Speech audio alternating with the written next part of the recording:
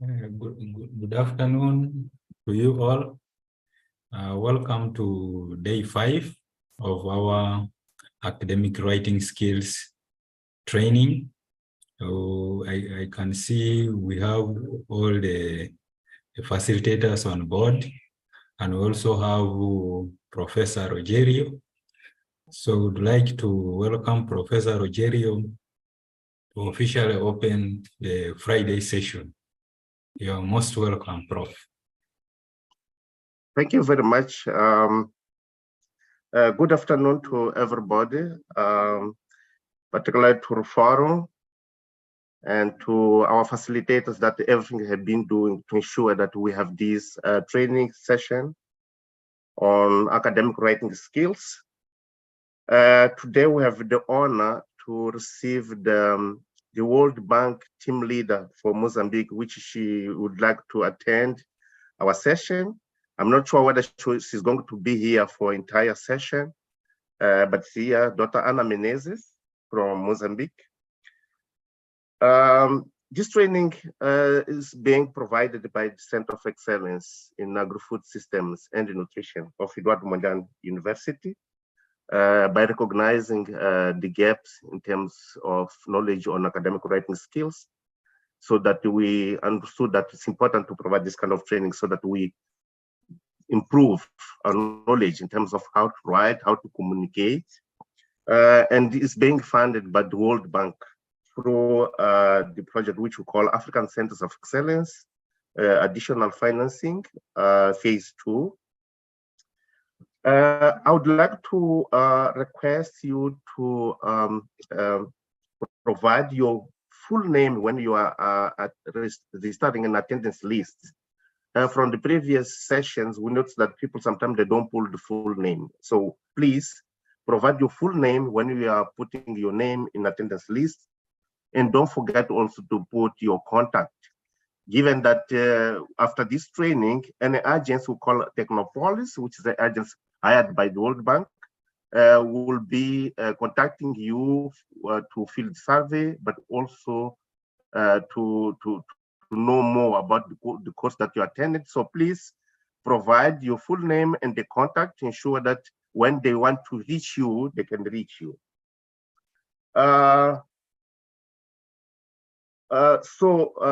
Be ready to answer to the survey, and be ready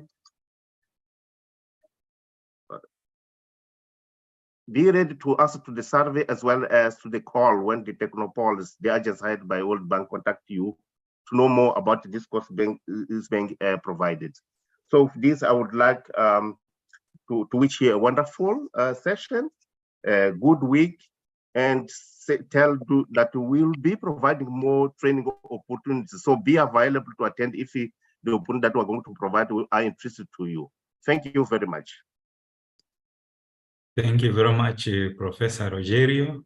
Now we go straight to the training sessions, and I welcome our facilitators, Professor Nampala and Professor Tenywa. You're most welcome.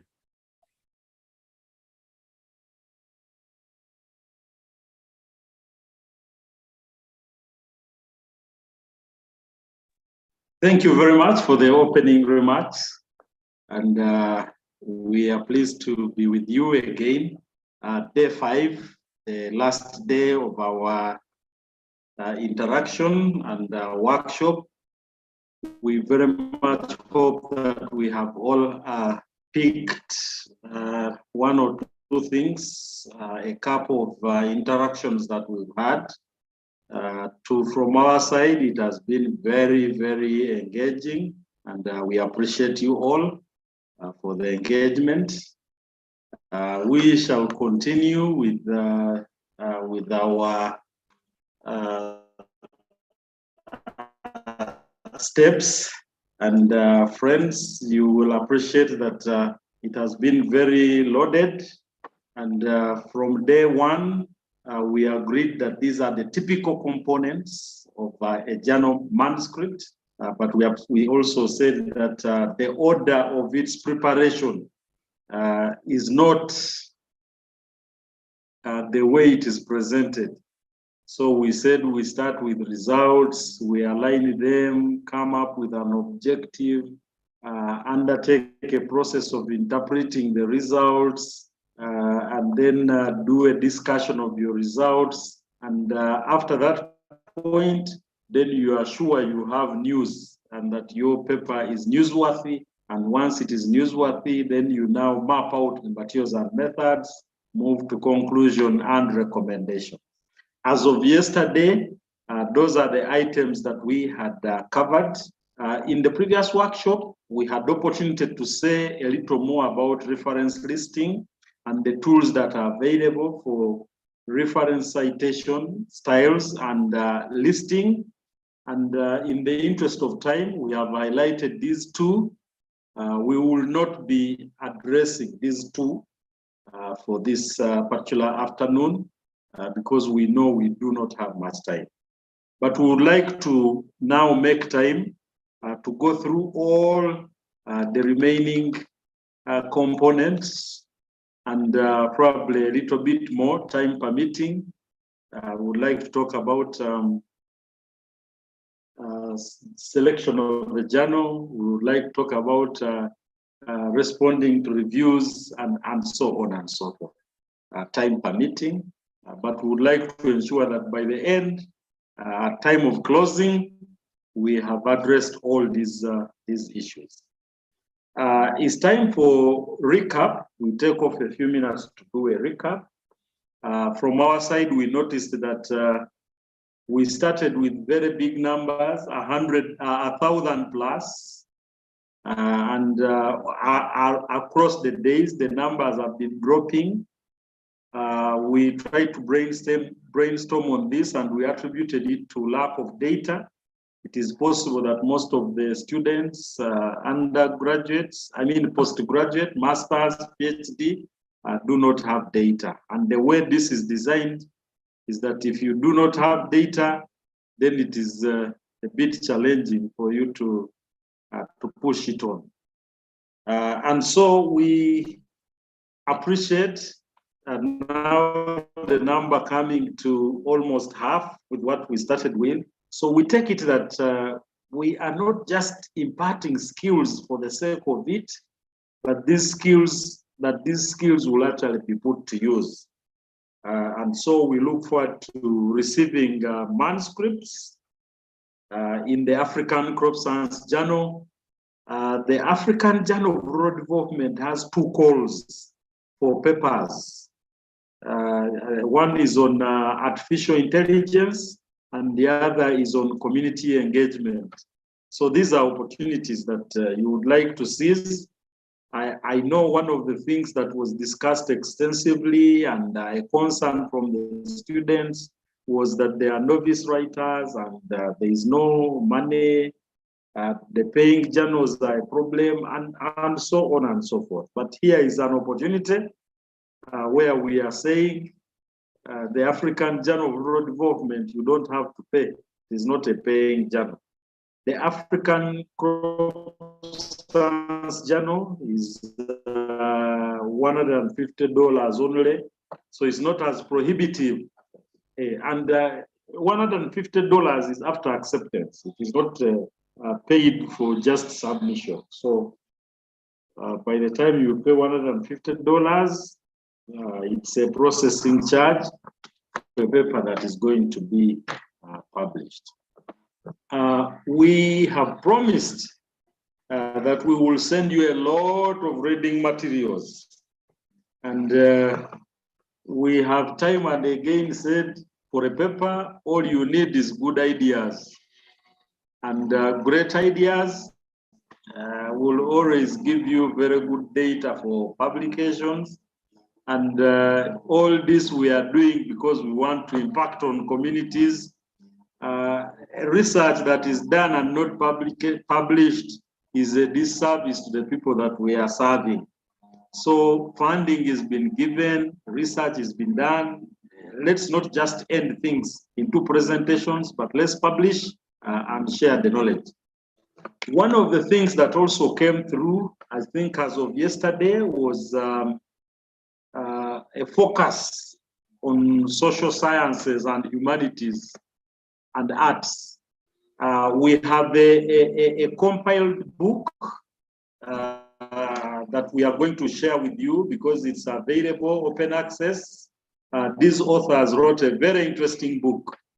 And the examples we've given, because writing is writing, whether it is social science, whether it is humanities, whether it is arts, writing is writing. So the basics are the same, and we think that we've gone through these basics, but we'll also make available this volume to you such that you are able to blend yourself. And gone are the days when a biological scientist was only dealing with atoms and they are not interesting themselves with the social side of the atoms. When you start going to communities, even the molecules have to make sense to food security, they have to make sense to the challenges within the community. And biological scientists are increasingly these days writing articles that are social science in nature because you've done adoption studies,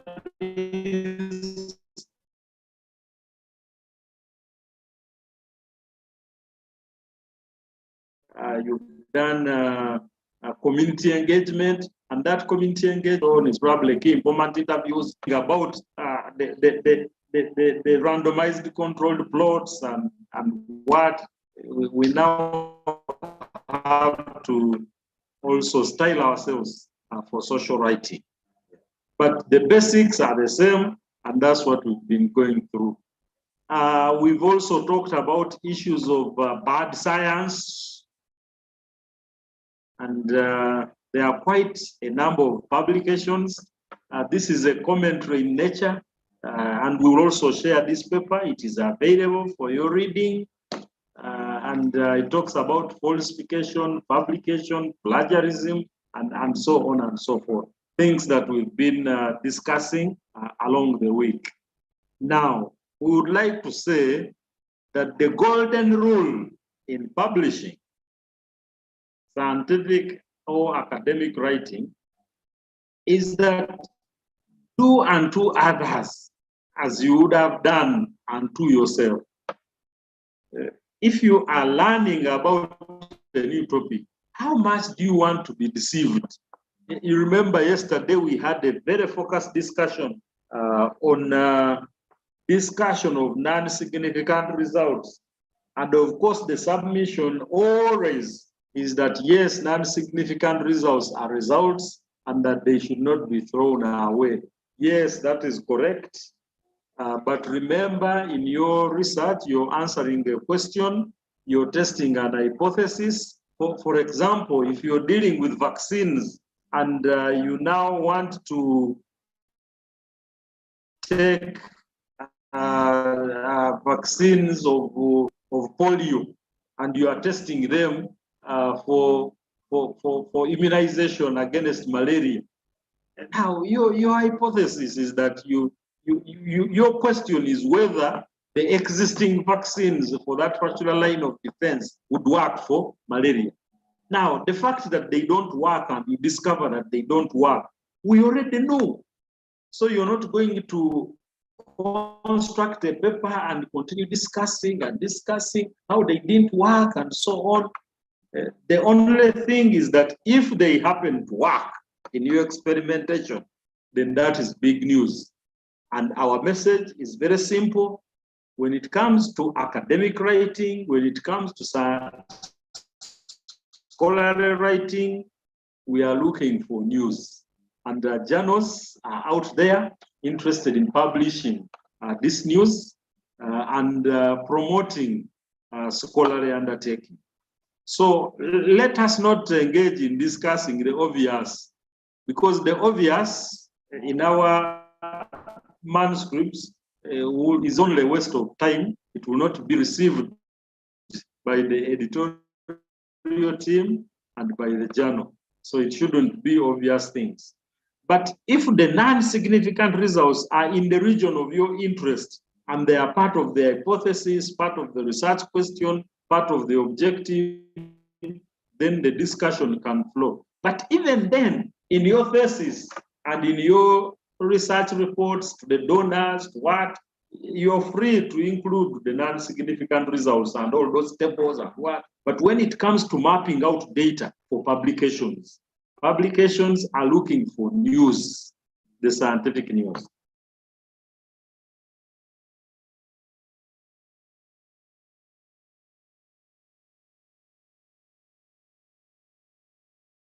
Now, a bit of drawing close to issues of falsification.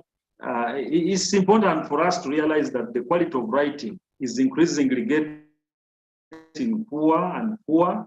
And the possible reasons is that there is inadequate student supervision and lack of formal training in professional writing skills. We know from our engagement at the African Crop Science Journal that close to 80 to 90% of the submitted manuscripts are rejected.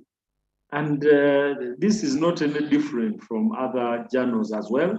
It's very competitive, but this competition arises because of the way we write. No journal will reject a well-written article, very well packaged and with good science. We also had quite a lot of discussions and submissions on when should I publish. And you need to publish as soon as possible. Otherwise, a potential for failing to publish your thesis finding is very high if you don't publish as soon as possible. As when you get out of the university without a publication, chances are you're going to get a job, get too busy, and you become an excuse person. You become the I'll write, I'm a good writer, I wrote this thesis, but we can only, it is only others to tell us that you're a good writer, not yourself. And you can only be a good writer if you are actually churning out the publications and getting published.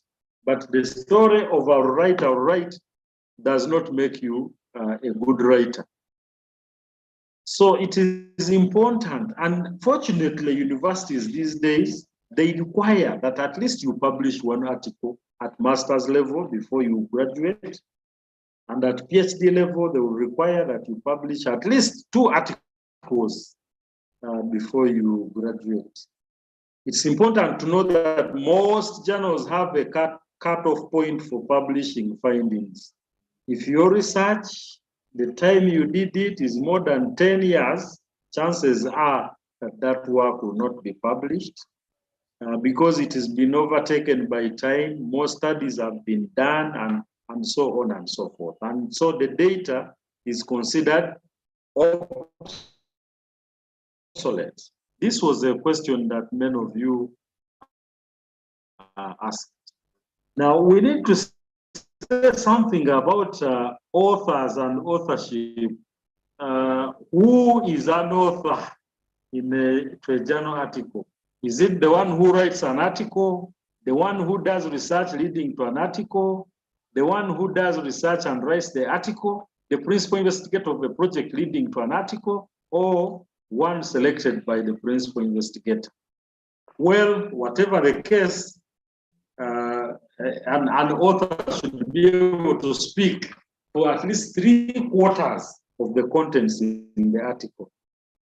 So the author should be able to candidly respond to most queries arising from the review comments. And in most cases, students are given priority because they are the ones soaked into this work and they are doing it. But as we discussed, there are quite a number of author regimes. Remember, we talked about guest authorship. You are invited to be an author to an article, and you cannot speak for it. But then, apart from co-authorship, there is also the debate on who should be the principal author.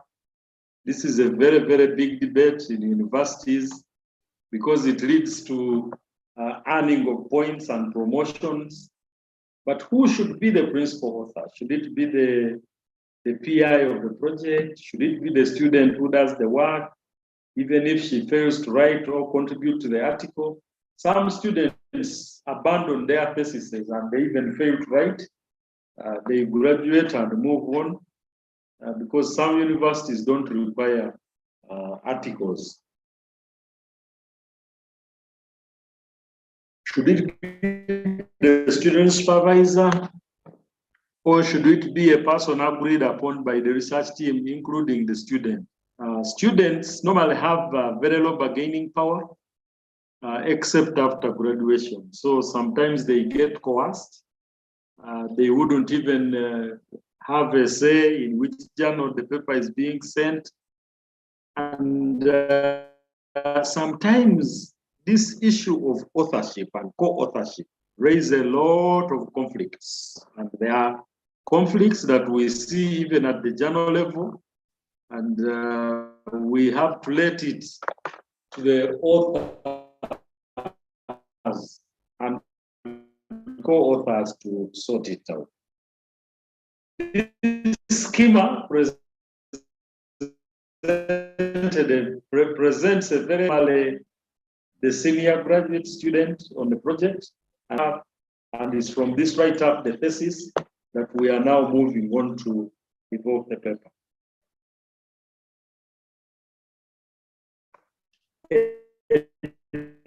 Another graduate student in the lab that has nothing to do with this project, but was included because they hung around the group meetings, and sometimes they are hanging around for food and tea that is being served, and so on and so forth. So sometimes these are the issues that cause conflict, because even the co-supervisors will be wondering, why is this student getting in?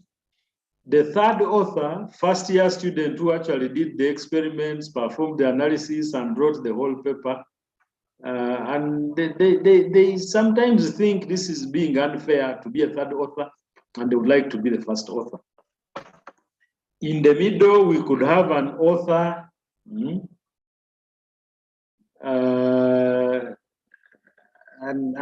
they are technical in the undertaking. Then towards the end, we could have another author that is an ambitious assistant professor or postdoc who instigated the paper.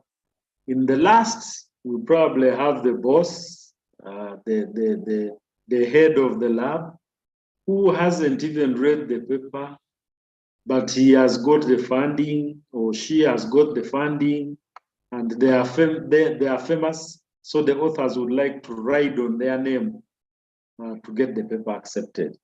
Now, all these can be true and can be reasons why some authors will feel very left out, and it raises a lot of conflict.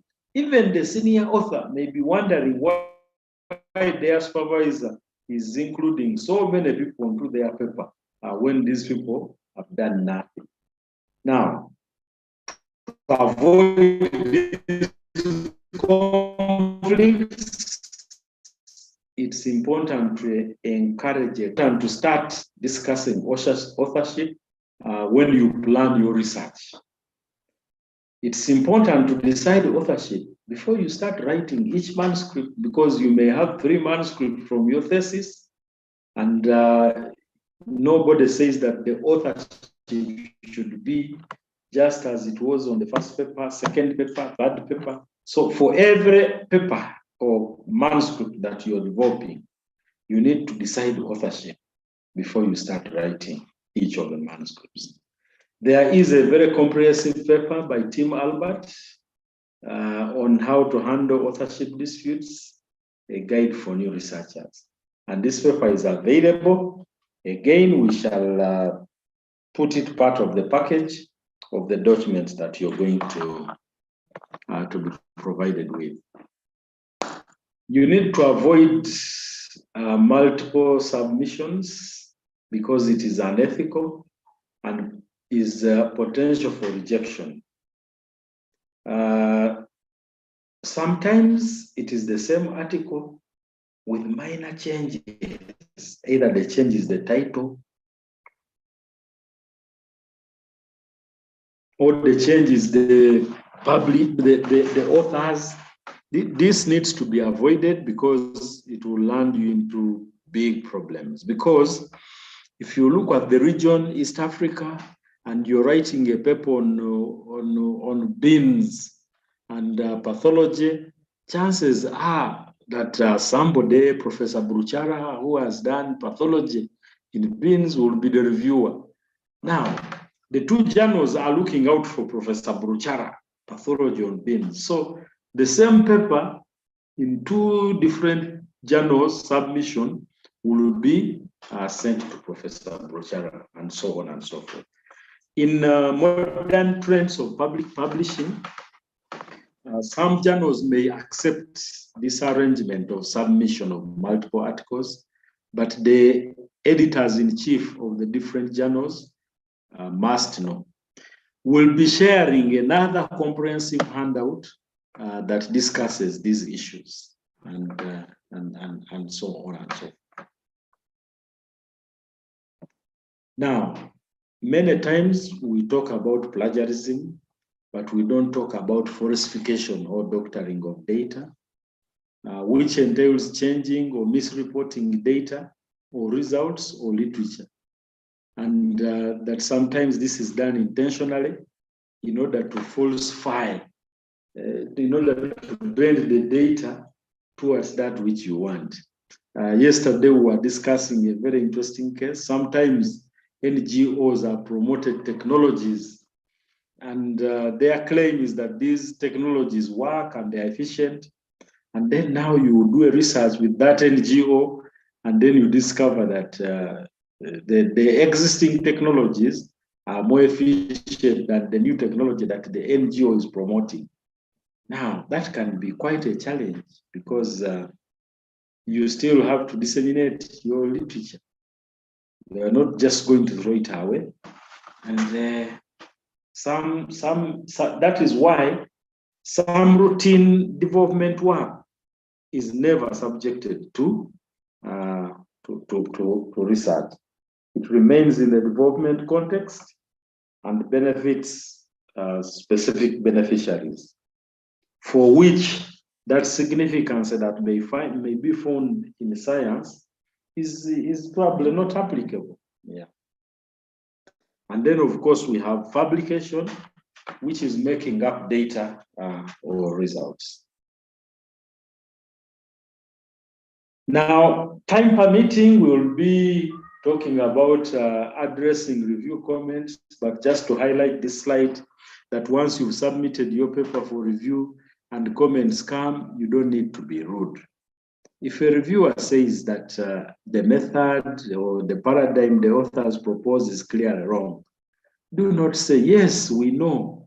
We thought we could still get a paper out of it, sorry. And there's nothing you gain in being that rude.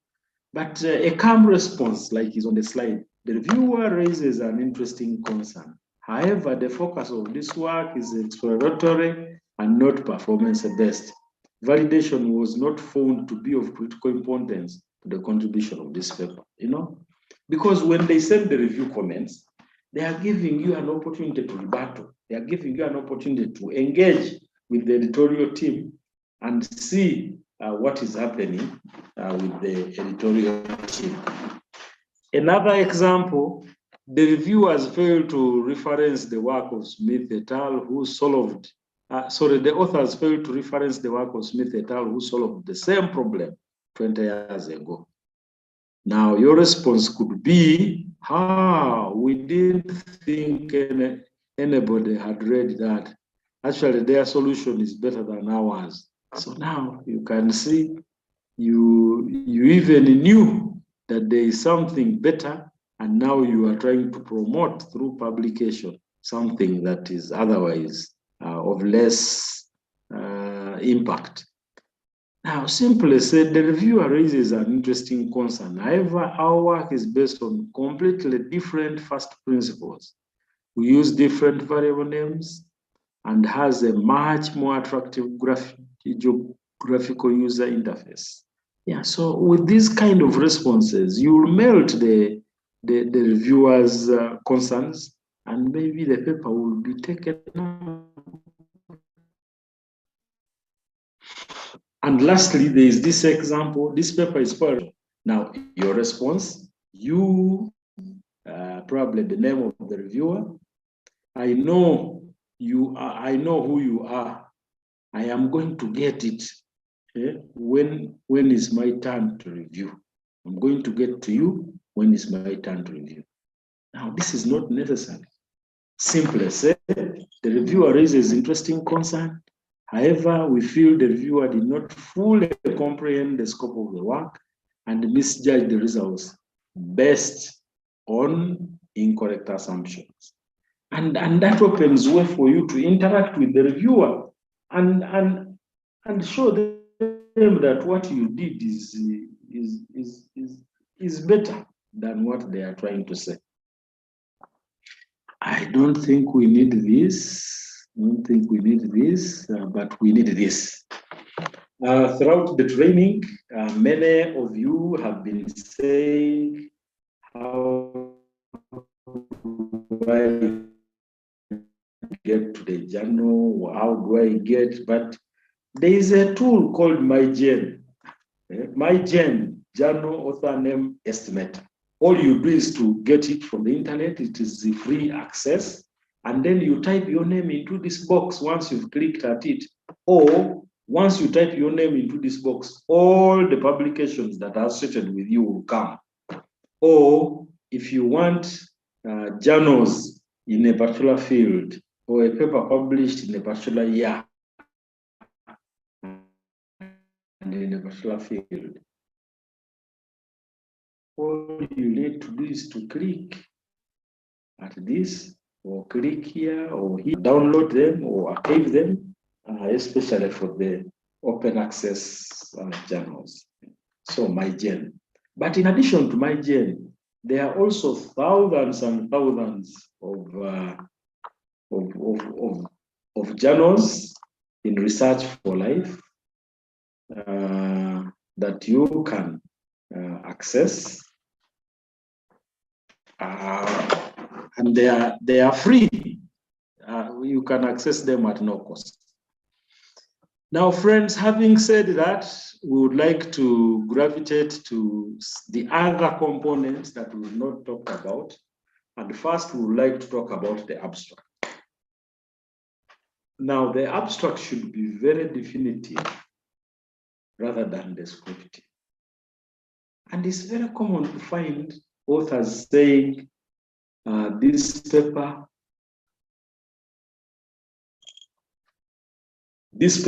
is about the microeconomics of Uganda. No, you tell us exactly what is it in the microeconomics of Uganda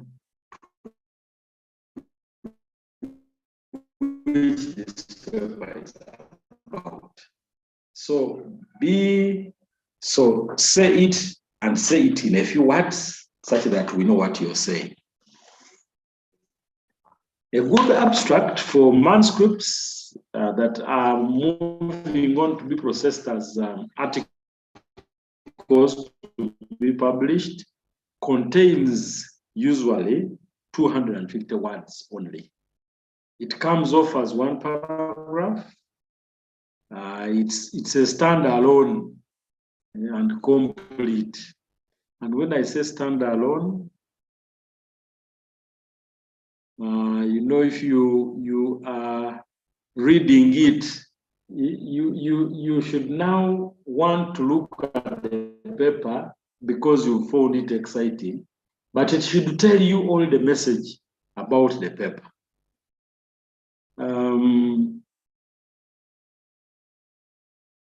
It reports about the objective of the study, the extent of scope of the methods used, the main results, including any newly observed facts, the principal conclusions, and their significance.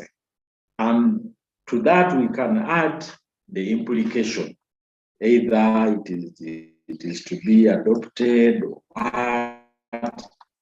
And these implications, they should not be smuggled in. They should relate to the objective and from where we are coming. Now, this is a tall order because we are saying the abstract should be 250 words, but it should contain a scope on the methods, a scope on the objective, it should contain focus on the results, it should have a discussion, it should have conclusion, it should have recommendations. So the trick here is to summarize.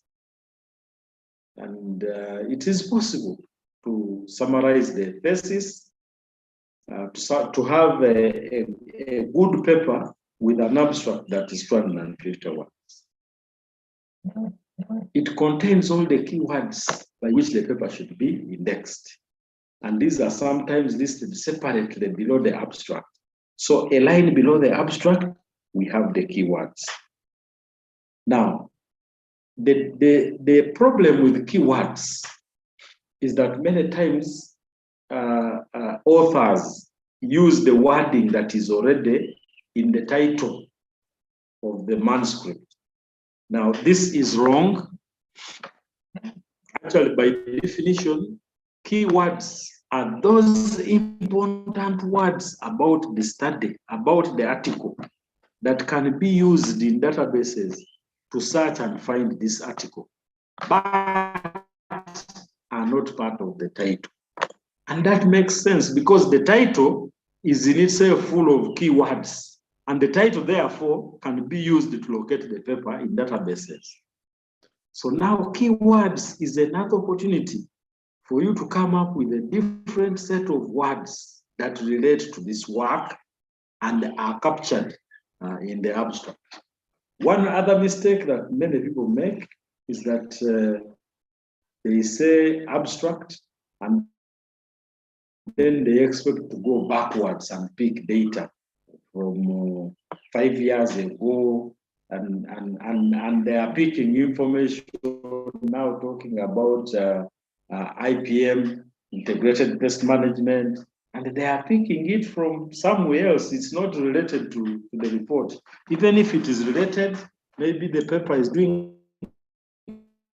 talking about crop protection. So rather than talk about IPM, talk about crop protection. Yeah, so in short, the abstract should have a rationale, it should have the objective, it should have a brief about the methodology, it should have a brief about the results, it should draw conclusions, and if conclusions drawn, there should be recommendations.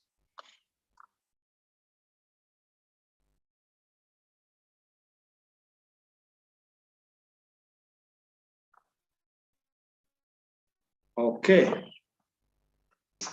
to tables or figures, as these have their own place in the rest of the paper, they will appear where they are supposed to appear. So we don't expect you to write an abstract and then you have in brackets table 15. No. The tables will be taken care of and you don't come to the abstract and put tables in the abstract. It should not have abbreviations or acronym unless these are standard. If you're talking about WHO, that is standard. UNIDO, that is standard. But acronyms that are not standard and overuse of them in an abstract indicates that the researcher listed as author of the paper did not actually do the work, maybe. Yeah. So references to literature cited should not be the case. Any information or conclusions not in the paper itself should not be smuggled to the abstract level. General statements or findings should be given as hard facts. So we should not have sweeping statements in the abstracts, but we should give hard facts. Now, coming to the title of your paper will probably be read more than any other part, both by the scientists scanning the contents of the journal and by those depending on the searches which carry the title and keywords or abstract. So for this reason, the title is for purposes of bibliographic indexes, and it should be, they would store these in the databases and cite in other articles. And because of this, the title is very, very important. It is the name that you have used to baptize your paper.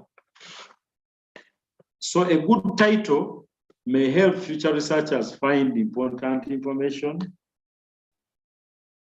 And so if your title is not good, readership may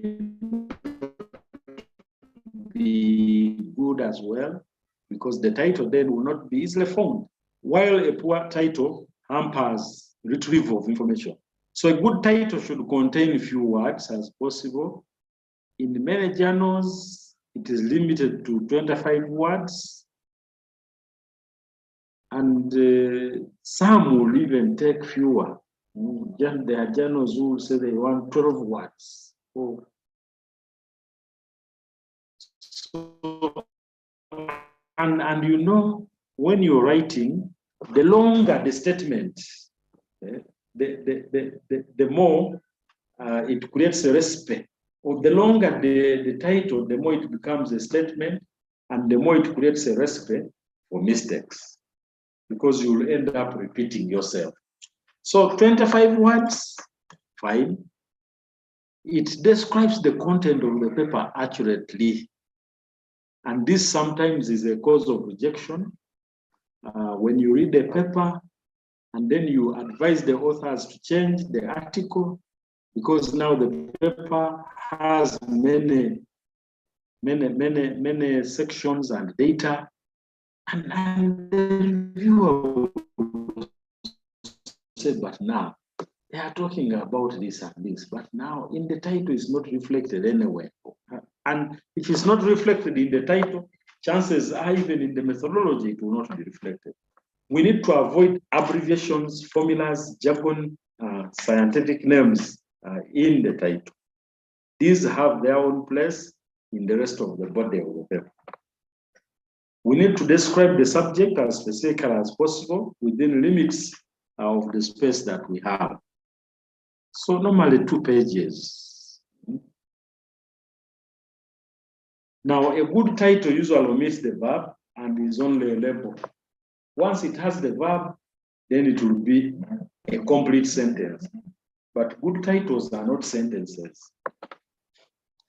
It should be easy to understand to the extent possible.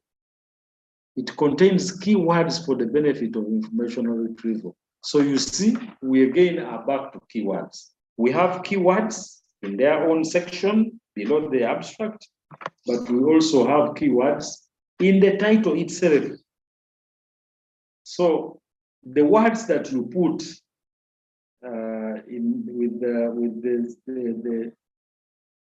the words that you put within the title or within the keywords should not then be words that are coming from the title. So be sure to cut out unnecessary wording. Sometimes you see titles that say observations on. Now, if you delete out observations on, the rest will sometimes make sense. Some notes on in the title. If you delete out some notes on, the rest will make sense, and you'll have a shorter title which is punchy. We should write the title as accurately and specific the issues that it is related to, because we said again and again that a title is a label, it's a name, and because it is a name, it should be representative of what it is naming. Do not promise more than is in your paper. So do not have a very ambitious title that is talking about many things which are not in your paper. Now, somebody said that because we've said 25 words, and somebody said 25 words is really long. But you know, when you're doing a project, first of all, a program, a project, then a study. The longer the wording of a title, the more it moves away from from project to a study within a project. So for a program, we can simply say bananas for Africa. That's a program.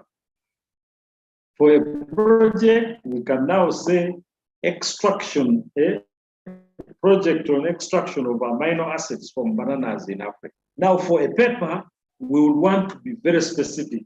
Which are the amino acids that you've extracted? And so it gets a little longer as you move away from program to studies within the program.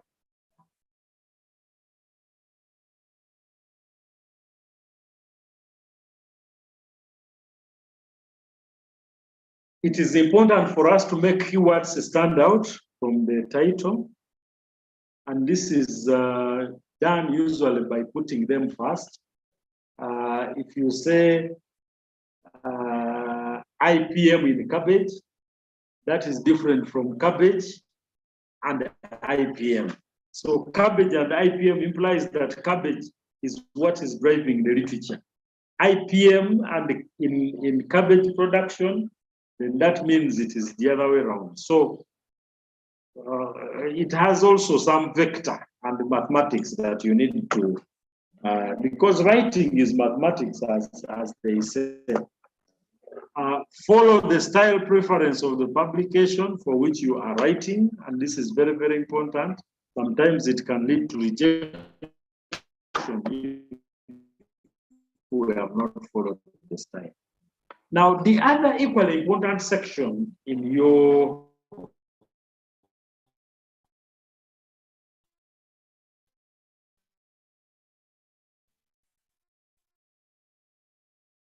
paper is the acknowledgement or individuals who helps be a granting agency that supplied this, or a person who gave advice. You can indicate in the paper how this arose from your thesis, and you would like to acknowledge maybe the university that hosted you for your thesis work. And if there is no separate acknowledgement section, you may include such material in the footnote of your paper. Because sometimes some journals may not provide for a separate acknowledgement section. But this is something normally very small, 1-2 sentences or one paragraph, and you move it up. I don't know whether we end here for now and receive some. I didn't have them. You have. Oh.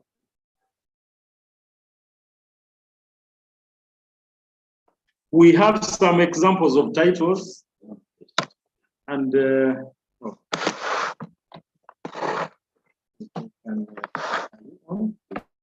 close this so you see me.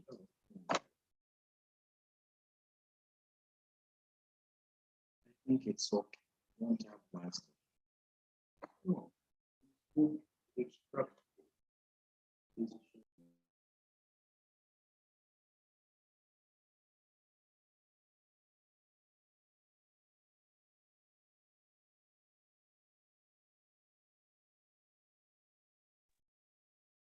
Hello, we are trying to get examples of titles so we can share this with you.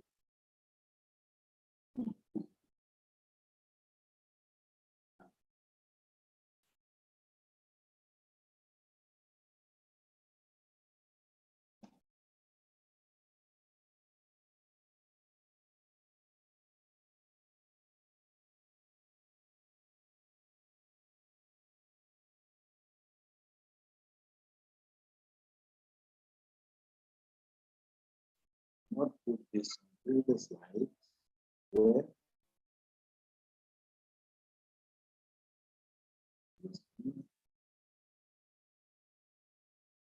okay, examples of titles. Educating the girl child. Now, as I said, when you are dealing with the programs, the titles are normally shorter. So educating the girl child is more of a program, but within educating the girl child, there could be a project of girls under 5 and ensuring that they get a good foundation, and that could be a project. But now for girls under 5, you may choose to have a study that is dealing with immunizing rural girls under 5 and how they cope with the rural settings and mechanisms. So the title for the study gets longer, more specific. You know, now you're talking about girls under 5. This was educating a girl child. More people, less erosion. Yeah, this is a program. Breeding for food security in Africa, this is also a program. But under breeding for food security in Africa, we may be dealing with resistance against northern leaf blight. So this becomes the title, Enhancing Resistance Against Northern Leaf Blight Disease in Maize.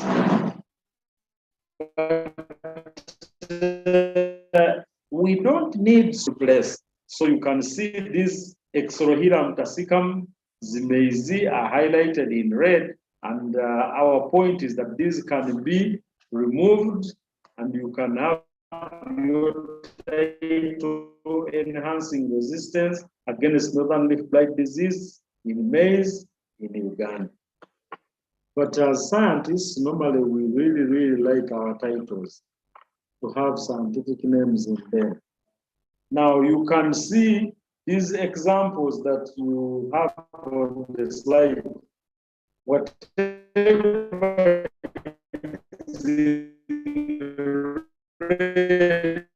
if removed, the title still would make sense. A study on, and then it was a study already.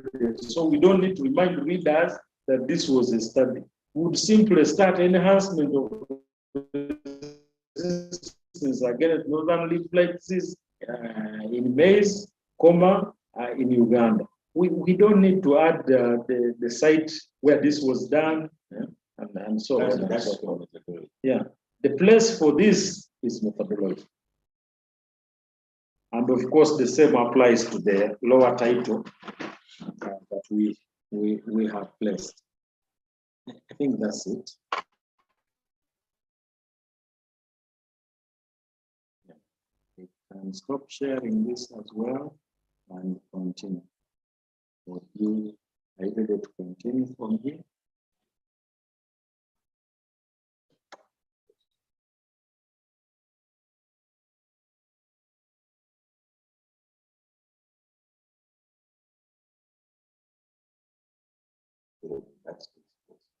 Any questions? There are some questions here.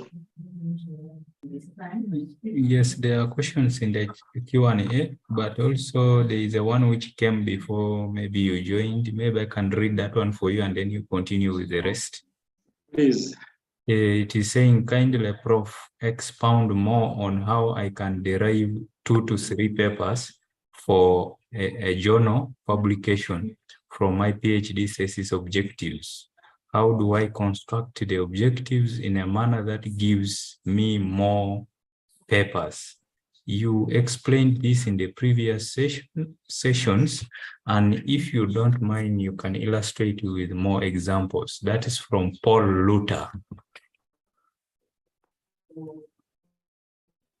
Yes, we have explained that in the previous sessions. And I think the point here is that when you look at your specific objective of your study, that specific objective is loaded and you can break it in segments. And each segment, you pick the data of each segment of that specific objective. And then you are now writing a paper using the process that we know. And then you now go to the next segment of that specific objective, and then to the other objective. Now, notice that we are talking about segmentation. which we call, after you've segmented, you now analyze your data or scan your data for selection of data that is going to give you news. I think that is the message that we have been putting across. Hello.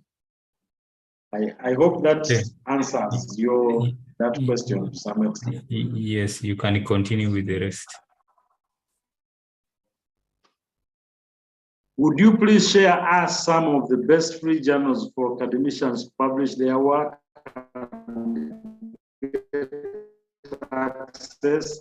I know the forum had a list of available, but also we did talk about MyGen here. MyGen can generate for you so many journals, research for life, so many, and then you can check for yourself to see whether they are free or not. Prof, what is the limit of author list in a research article? There is no limit.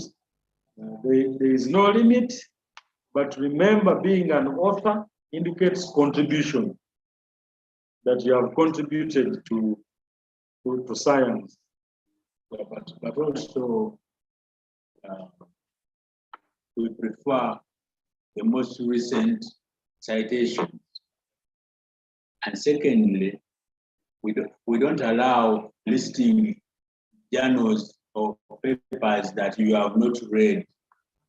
You need to go and read the original paper and understand it, and then cite it. Because if you cite from another paper, and many people say cited from, of course it could demonstrate your capacity to search for literature, relevant literature. But also, you might be citing paraphrased information, which is no longer representing the original message that the author, the person who did the research, presented. So the limit to citations is only those that you have read. The most recent articles are best, and don't cite material from other publications. Just use the citation in the other publications to direct you where the original paper is, so that you go and read it. Okay. Thank you. Let's see if we can share again the slide.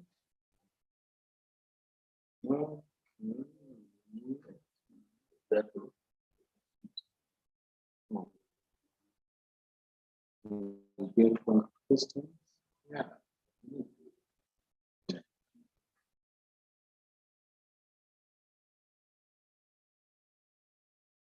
How much old of thesis? We advise that you try to publish as soon as possible, but within 10 years, if you have not published, then it will be considered obsolete. And could you send the names of the African journals mentioned? Yes, we did talk about the African Crop Science Journal, but we don't want to bias them.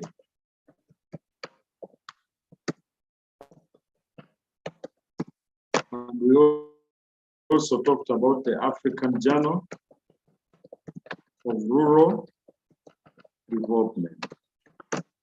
Yeah, but finding out journals should not be a problem. MyGen alone will give you so many journals. What is the limit of author list in research? We have answered that one. Would you please share some best free journals?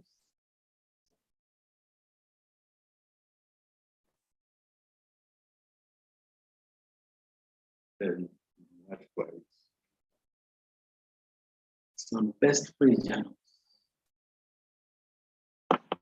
I remember publishing an article in the Annals of Applied Biology, but I didn't pay any fee. You can negotiate, by the way. Annals of Applied Biology is a very good journal. I mean, there should be room for negotiation. I think innovations and discovery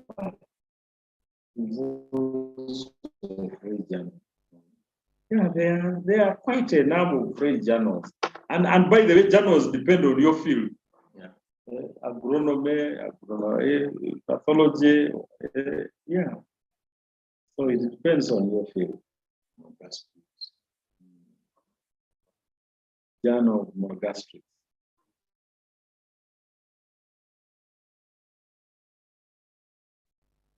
Okay, thank you. Could you be good if we had a contact in Nairobi? Kampala is too far.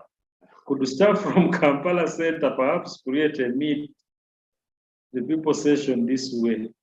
Quarterly or biannual workshop on this side could be a very good thing. Kindly consider this in the future. Maybe this is a message for forum, but you know, online engagements have come and we are not going to go out from them. They are convenient. You can imagine from these workshops, over 1,000 participants engaged from all over the world, from all over Africa. Now, of course, that would be possible even if it was physical, but tickets, accommodation, it is quite tedious. But I also know that in Nairobi, Kenya, there are so many trainers and experienced writers, authors who can be of help in this matter. And your supervisors too, a very good point of reference to assist you on any of these challenges. Otherwise, thanks for the very lengthy question. I can see Caroline Wasike. This is a very passionate plea. Please, after filling our attendance list, how many words should contain the abstract? Did we say 250 words? And it's one paragraph, but please follow guidelines, the journal guidelines. Do we write conclusion or conclusion? Depends on the guidelines. Because sometimes they say conclusion, although there are many conclusions, but the most overarching conclusion is what you put in the conclusion section. If you say conclusions, people are going to put everything that they think of, including foreign stuff, in the conclusions. But conclusion will be asking for the overarching, the outstanding conclusion, or the overall conclusion, the cross-cutting conclusion. At what point do you incorporate a conceptual framework and this importance in biomedical research? Conceptual framework for proposals and doing the research. But now we are talking about publications. And if you think it really has an impact on explaining your work, then it's methodology. Yeah, in the place of methodology. Or if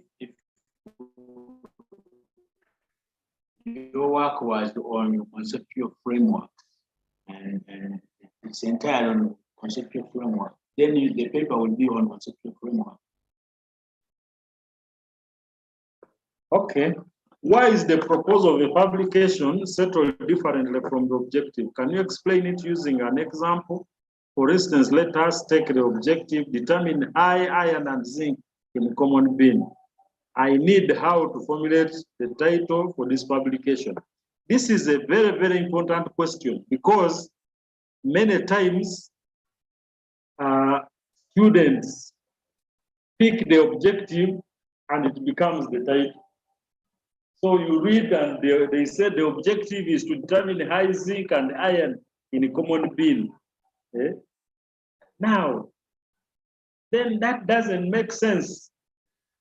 This means that the process of establishing your objective for this article, remember, and this is where we actually get challenges, that the student picks the specific objective just as it is in the thesis, and then that specific objective becomes the title, it remains a specific objective. But remember, we said that everything is going to change. Your thesis title cannot be the title for your publication. Your thesis objective cannot be the objective for your paper. A paper has its own objective. Why are you picking out because the tables that you picked, the graphs, it's news. So why this news? That becomes the objective. So the objective in this case could be determine high zinc, high iron and zinc in common bin.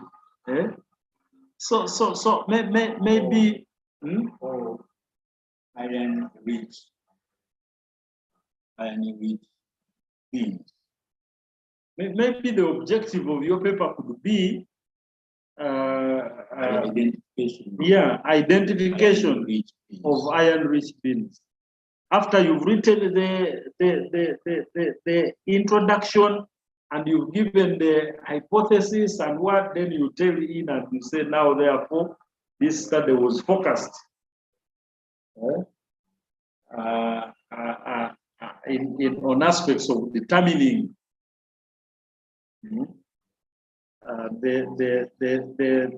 it was focused on content analysis to determine the elements of iron and zinc. Content analysis for iron and zinc. Now, the title in this case could be something like enhancing enhancing food quality for bean or yes, or improving bean, improving bean dependent communities. Yes, improving the nutrition of bean dependent communities. In Kajiado, or since you're from Nairobi, I can see.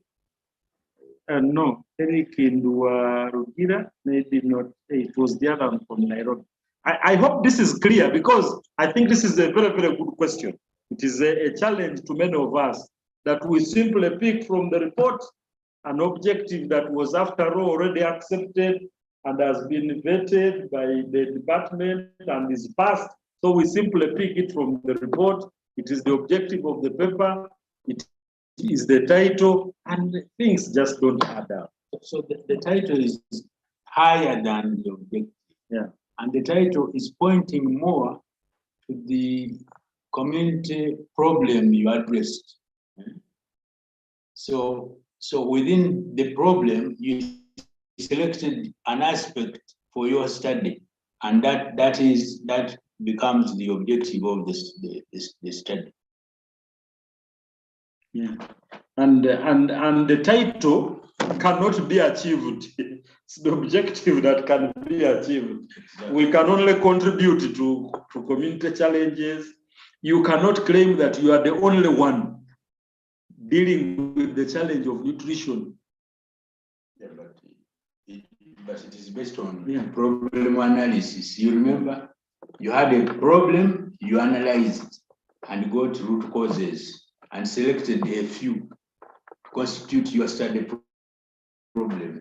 And now you are entering the study problem to produce manuscripts. So a study objective cannot be bigger than the objective of the whole project. No, it can't. And so it cannot be bigger than the title of the project. What is the name of African Journal about AI?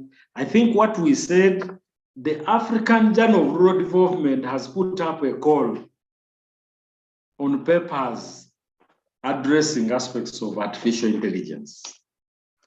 The second question, I don't get it. I would like to start SLR for a paper this Monday. I don't understand this.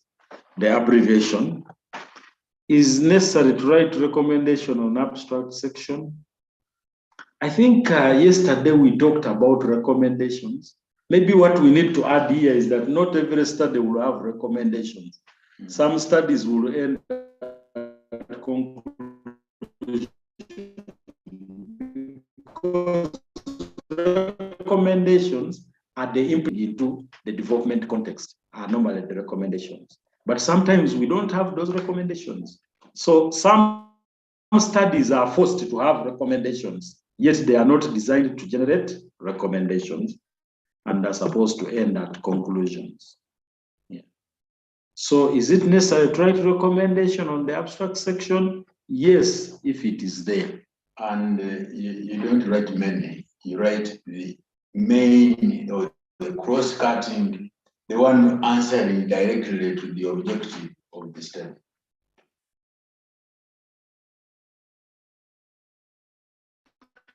Kindly explain on how to carry out literature review to come up with the literature review publication.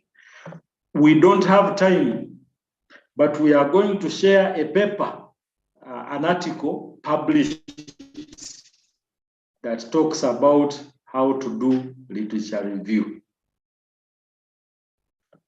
Prof, we were advised to write bearing in mind the audience of our target.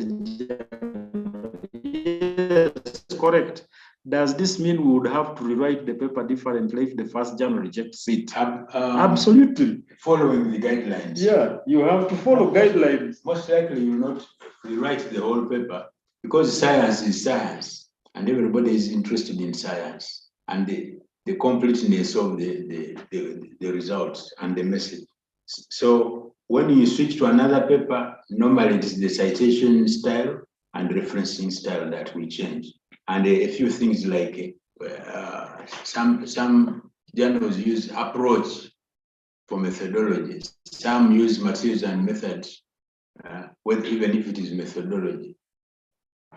And use the opportunity of the review comments to revise your manuscript. Mm. Yeah, don't submit the manuscript by simply changing now the style. Yeah, but now use the opportunity of the review comments to improve the quality of your manuscript. What is the basic difference between abstract and the executive summary? We had the executive summary. We normally make fun that it is read by executives. Yes. And the executive summary can be as long as 3 pages. And it is normally for proposals. And it's normally for proposals and project reports. Now, abstract is a summary of the summary. Like we are saying here, it is 1 paragraph, it is 250 words. Some journals can accept slightly more, up to 350 or something, but it still remains 1 paragraph. So it is an abstract. Reform publishes what we call the extended abstracts. Now, the extended abstracts are a very good example of an executive summary. That's an executive summary, actually. Okay, looks like we have done a good job responding to some of the questions. A break, we'll probably. There was something here. Was it authors? Was this a repetition into the slide? We probably talked about this. Follow journal style, maybe not. Authors you dropped. Remember that only the people who made, no, I think this is done. Yeah. So we can go to another selecting the journal. We could just check on the list.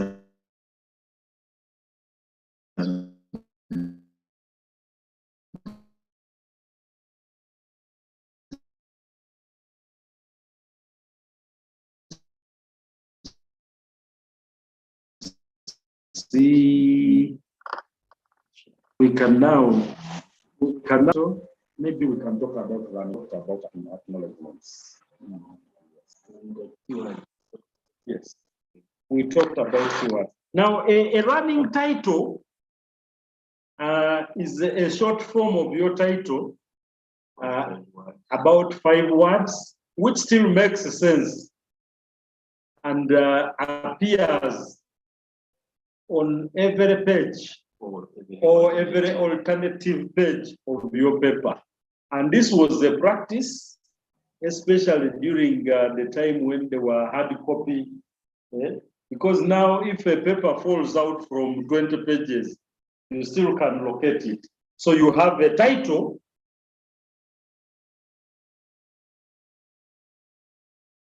that is appearing on page 1, and then you go to page 3, you have a running title on top of it. Now that running title is an identifier of your paper.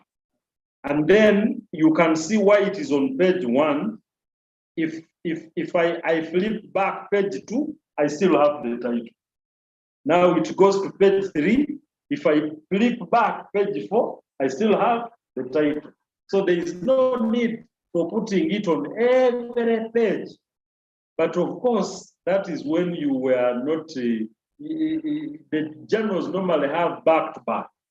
So if it is back to back, fine. But if it's not back to back, then you need it. So if you pick a printed journal, or even the electronic journals, you will see that they have something on the top that is a brief, a header, which is not the entire title, but is a brief of keywords picked from the title. And many times journal editors will insist that those keywords are not simply a listing of the words, but it still makes sense. It is still a complete phrase that describes your research. Yeah, but also it helps the reader in context of the paper, because the reader might be reading many articles, and when inside an article, they might forget which article they are reading. So that running title will help to keep the reader in context of that specific article. Yeah, and I think there was a question the other day, day 3, what's the running title? So there we go. I think we have defined it. Thank you. So, Lord. Yeah. Upload. Okay. Okay.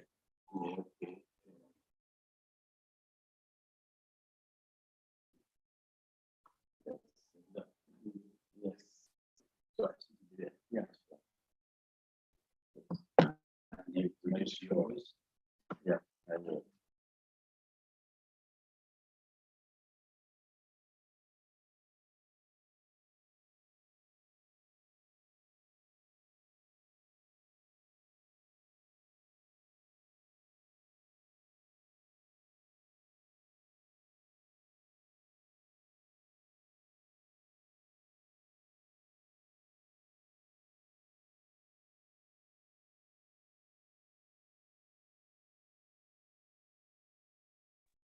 Okay, continue.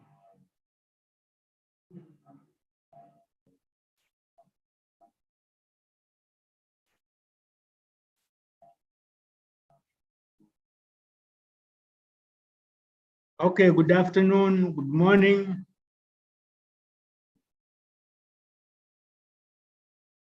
Hello? Hello?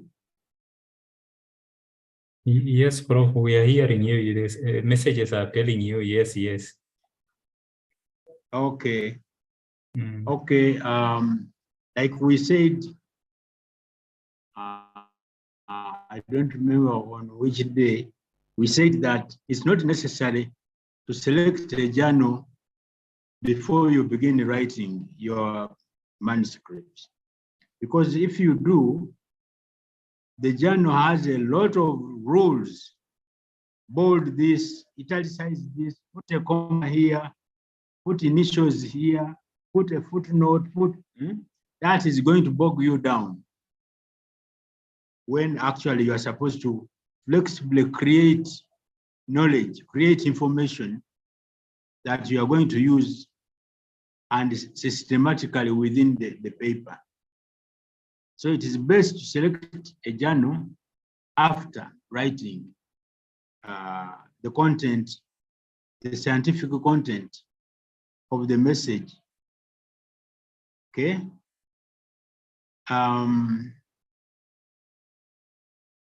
Of course, how then do you select?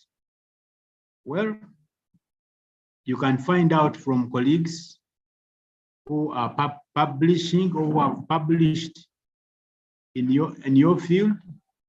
You can use your supervisor or supervisors, or look for journals where your supervisor has been publishing. Of course, you can Google their names.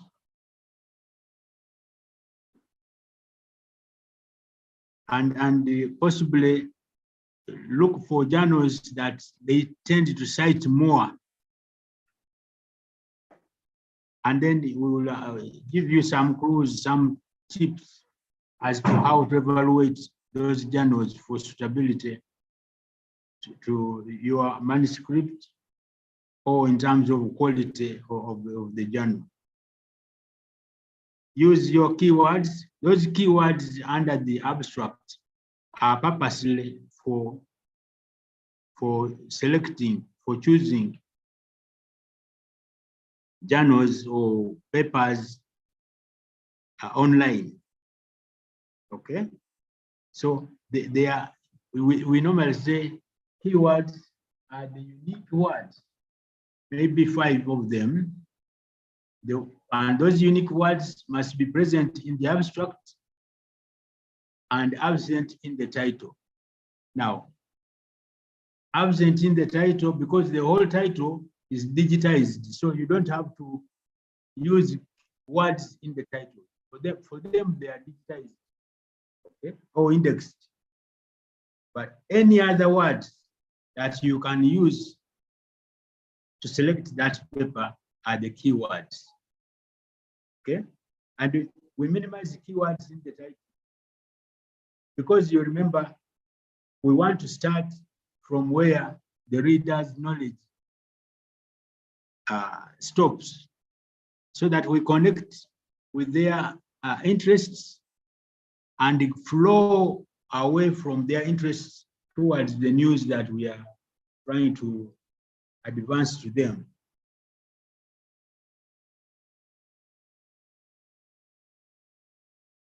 Okay, when after selecting the journal, then you have to evaluate it for suitability for your work. First of all, as much as possible, read the journal's guidelines or instructions to authors.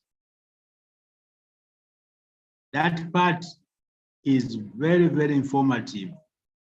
It will tell you the do's and don'ts.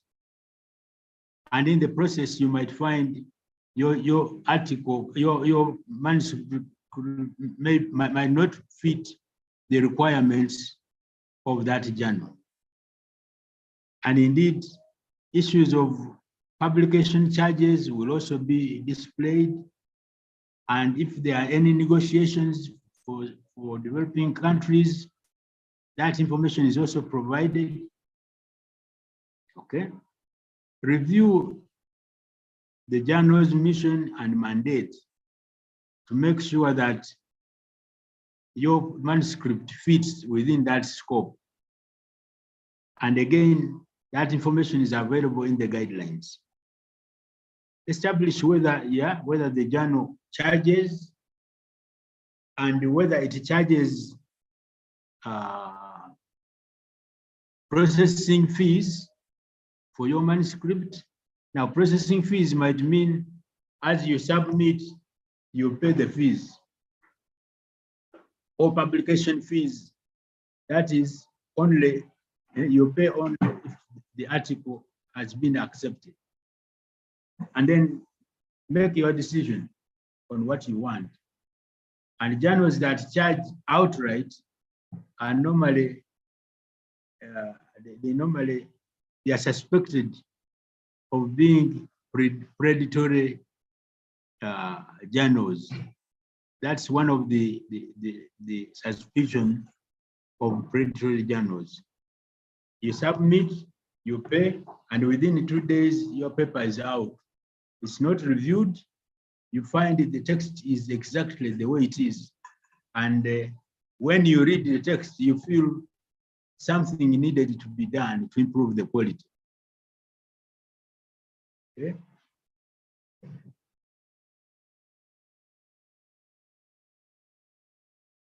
Yes, you may have to ascertain the electronic database on which the journal is indexed. Again, that might be a quality issue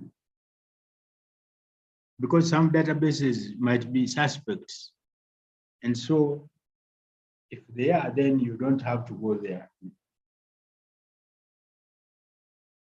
Find out the frequency, the number of times the journal comes out, and the timeliness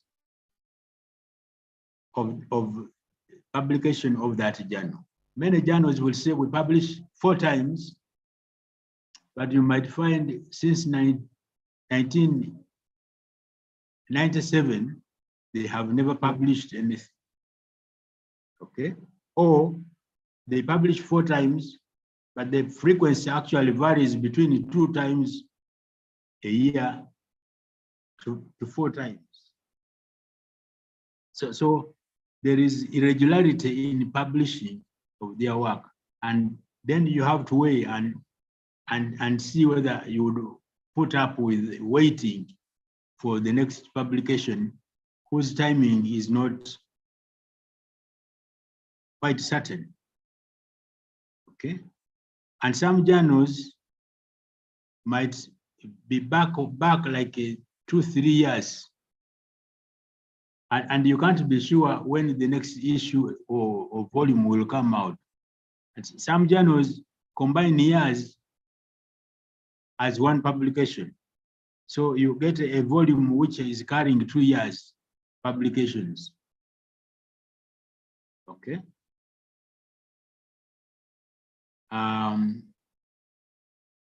The problem we have in Africa, I don't know whether elsewhere it is, people want their papers reviewed quickly, but they don't want to review other people's papers quickly. Okay, and when they review, they are only cutting the T's and dotting the I's, and after taking like 1 year, that's all they can do. They take 20 minutes to produce. Sometimes they even fail to produce a review report. So this is a problem we really need to work on, and I don't know how.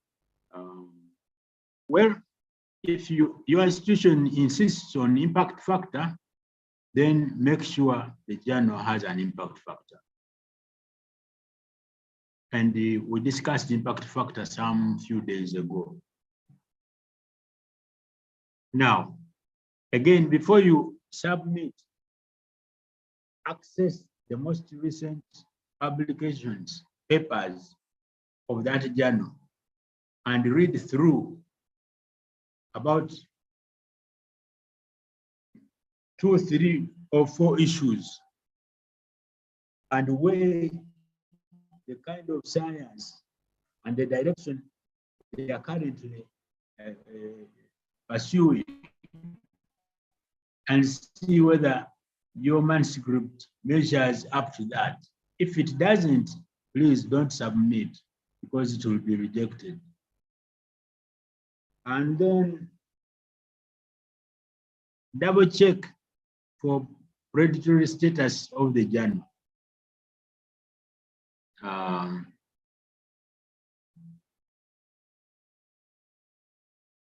There's a person called Bill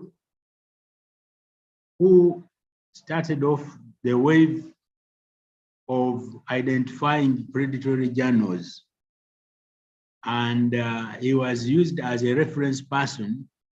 If you want to know whether the journal you have selected falls under predatory journals, you would write to him, and if he says yes or no, then you go ahead or drop it. And so then it became political. If the journal you have selected does not fall within the profile of the journals that Bills knows, sometimes you would automatically send it or assign it to be a predatory journal. And people found out that actually Bill was not actually condemning journals to be predatory, but rather his philosophy is that he has elements he has listed that make a journal suspect. Okay, for example, publishing within a few days without review. If a journal does that, Bill would say that is a predatory journal. Okay.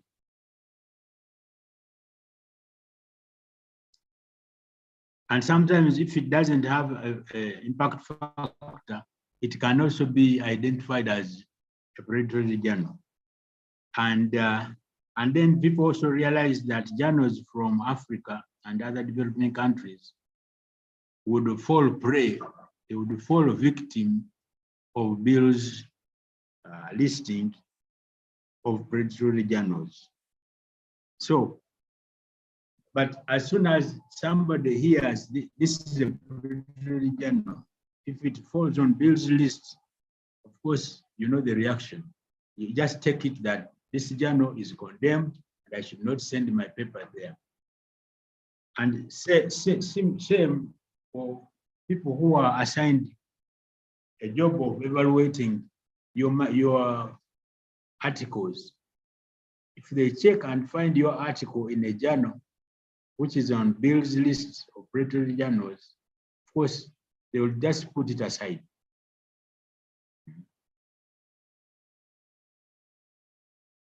Yeah, and Bill produced an article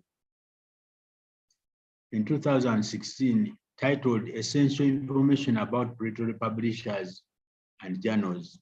So you can read it and get the full information about predatory journals. And of course, it's important that you try to avoid those journals because otherwise you are risking your paper. That's it about selection. And you can read more. There's literature on internet which might be missing in this presentation and might be very pertinent to your field. Thank you.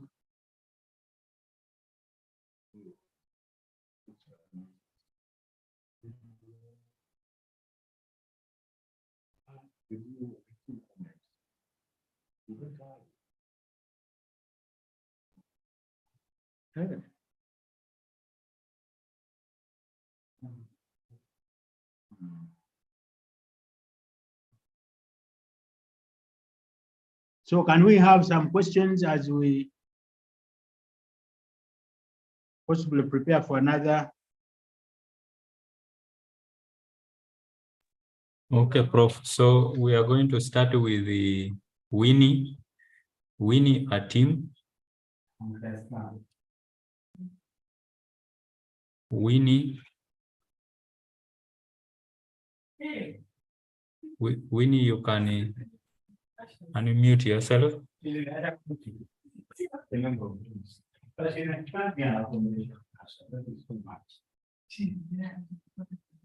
Donko.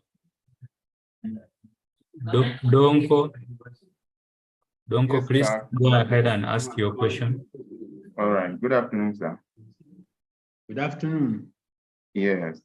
This is Dondo from Nigeria. I wanted to ask a question yesterday about the discussion session you talked about, but I wasn't given a chance, so I left it.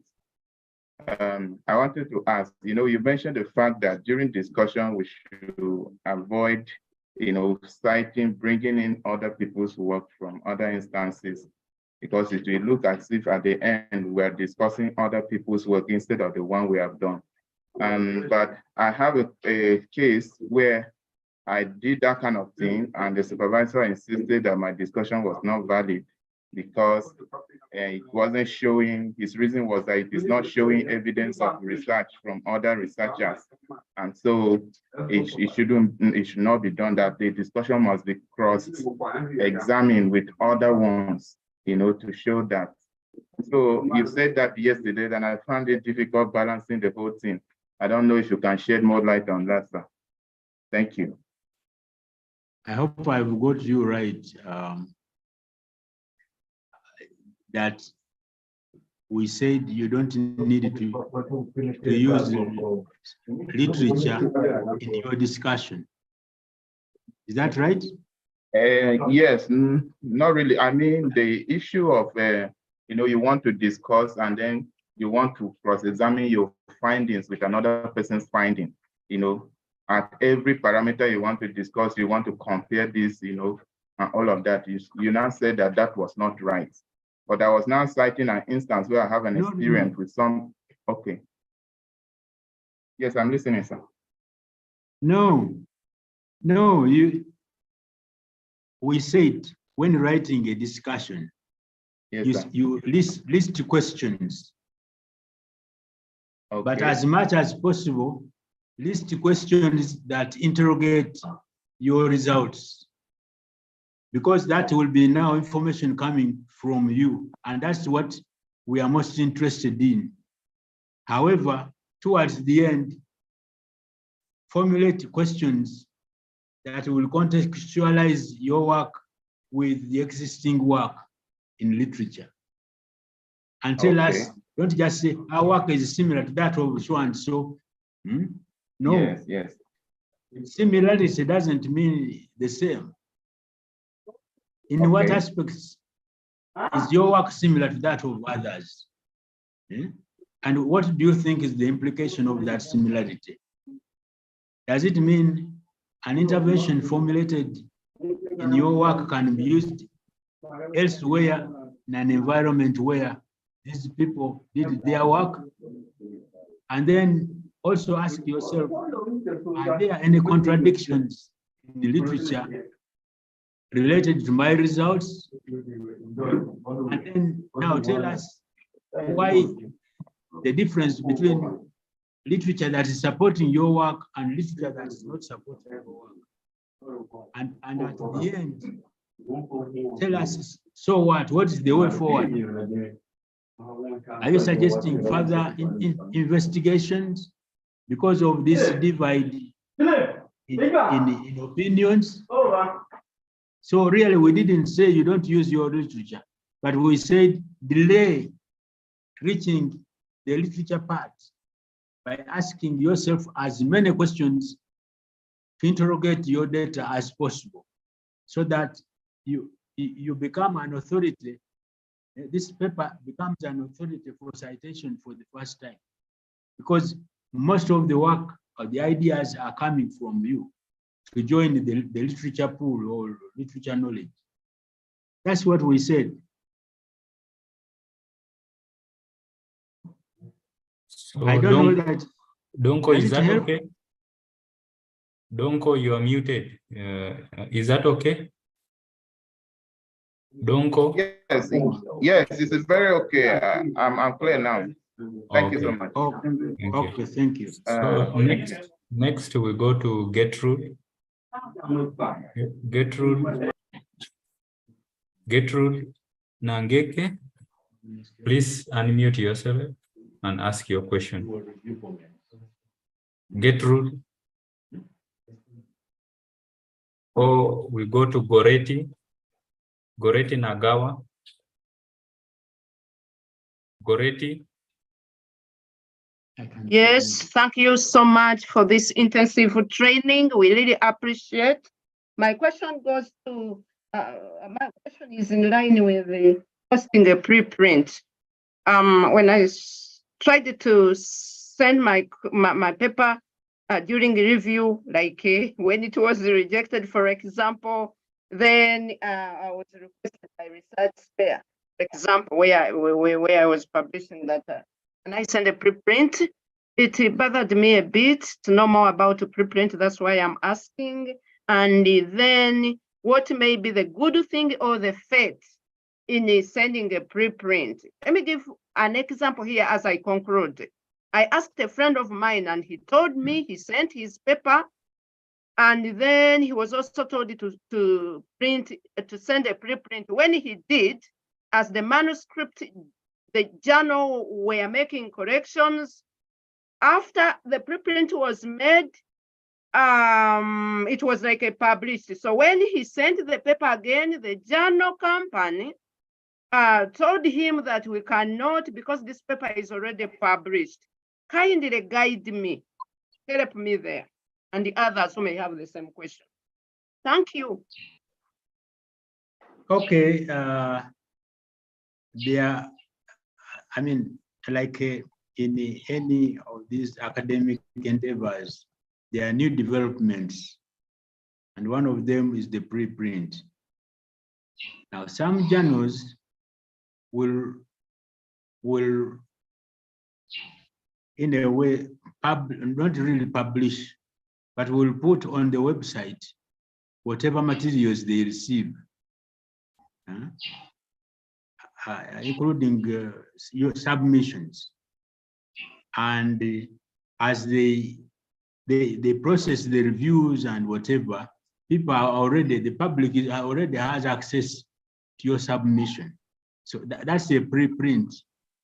It's actually a pre-publication. Okay. And the journal is not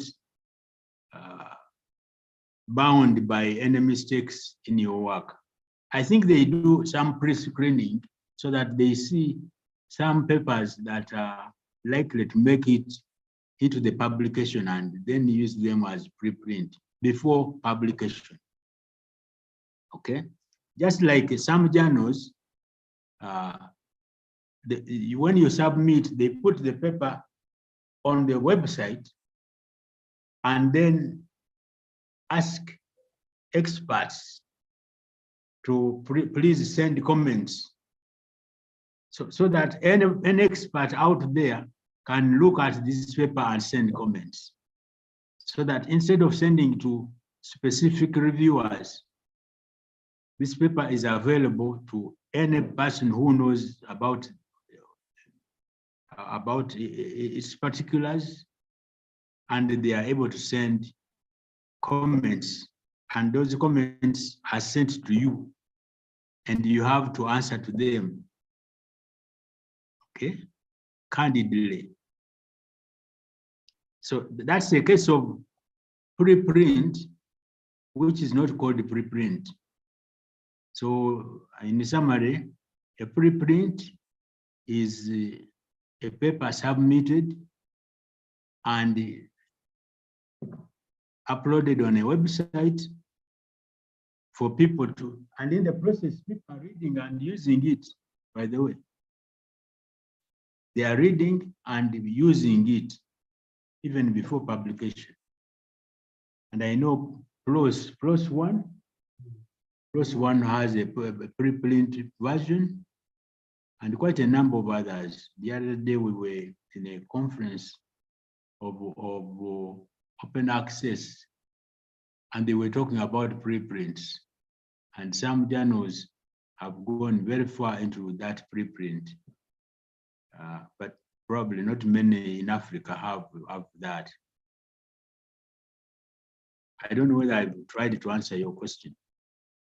May I add something there? My query is, if I submit my paper in a preprint, will that paper be always accepted for publication. I have a feeling that if I submit my paper in a preprint, after struggling a little with the paper, and then it gets rejected because it is taken as being published, I feel I've lost a bit.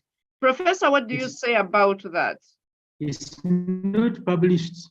It is before publishing, and it's marked as a preprint, and they define the preprint on that website. And when they don't accept it, they remove it from the website. So you are free to use the comments generated and submit it elsewhere. Of course, Professor, it looks like many journal companies, when they note that a paper has been sent as a preprint, it's like they wouldn't like to publish such a paper. What do you say about that? You see, Paul talked about multiple submissions. So that would count under multiple submissions. It means this paper was submitted to that journal, and that journal is still having it. So what you do, you write to them and withdraw. Actually, you withdraw. You can complain if it is rejected. Why is it still appearing as a preprint on your website? Until you withdraw it, other journals will not accept. Thank you. Noted. All right. Okay. Another. Okay, thank you, Goretti. We now go to, maybe before we go to another person, Goretti, most of those journals, they give you an option whether you want to put your paper in preprint or not. So if you are having doubts, you can, you don't have to tick that option. So most of the journals, they give you that option. They ask you that question during the submission. And if you tick it, then they will put it there. If not, you have a choice not to publish it and preprint. So we go now to TIFA. TIFA, please unmute yourself. Good day, presenters. Yes. Please, can you hear me? Hello? Can you hear me, please? Yes, we can hear you. Okay, I'm Tifa Bayo from Nigeria, Federal University of Agriculture, Abeokuta. My question first is on referencing and citations. I would like to be clarified whether there is a range of the number of citations that will be accepted before publishing. That is, if there is a number of citations that you must have to meet before publishing. Of course not, because your subject might not be having a lot of literature out there. Where will you create them from? The citations should be used only if they can support or disagree with what your arguments. Okay. Okay, so and just another enough, one is just enough to do so. And the Okay. most recent will do so more or better. After all, they will have references to previous literature at the reference section. So you don't need to carry very many for people to understand that you have read a lot. okay. My other question is about result reporting. I would want to ask whether it's possible to put some result in text without representing them in tables or other Absolutely. Qualitative data is usually fits very well in the text. Even quantitative, we said if you have two means, you want to draw a table, the table will not be conventional type of table. If you are comparing the means of two people, or two groups of people,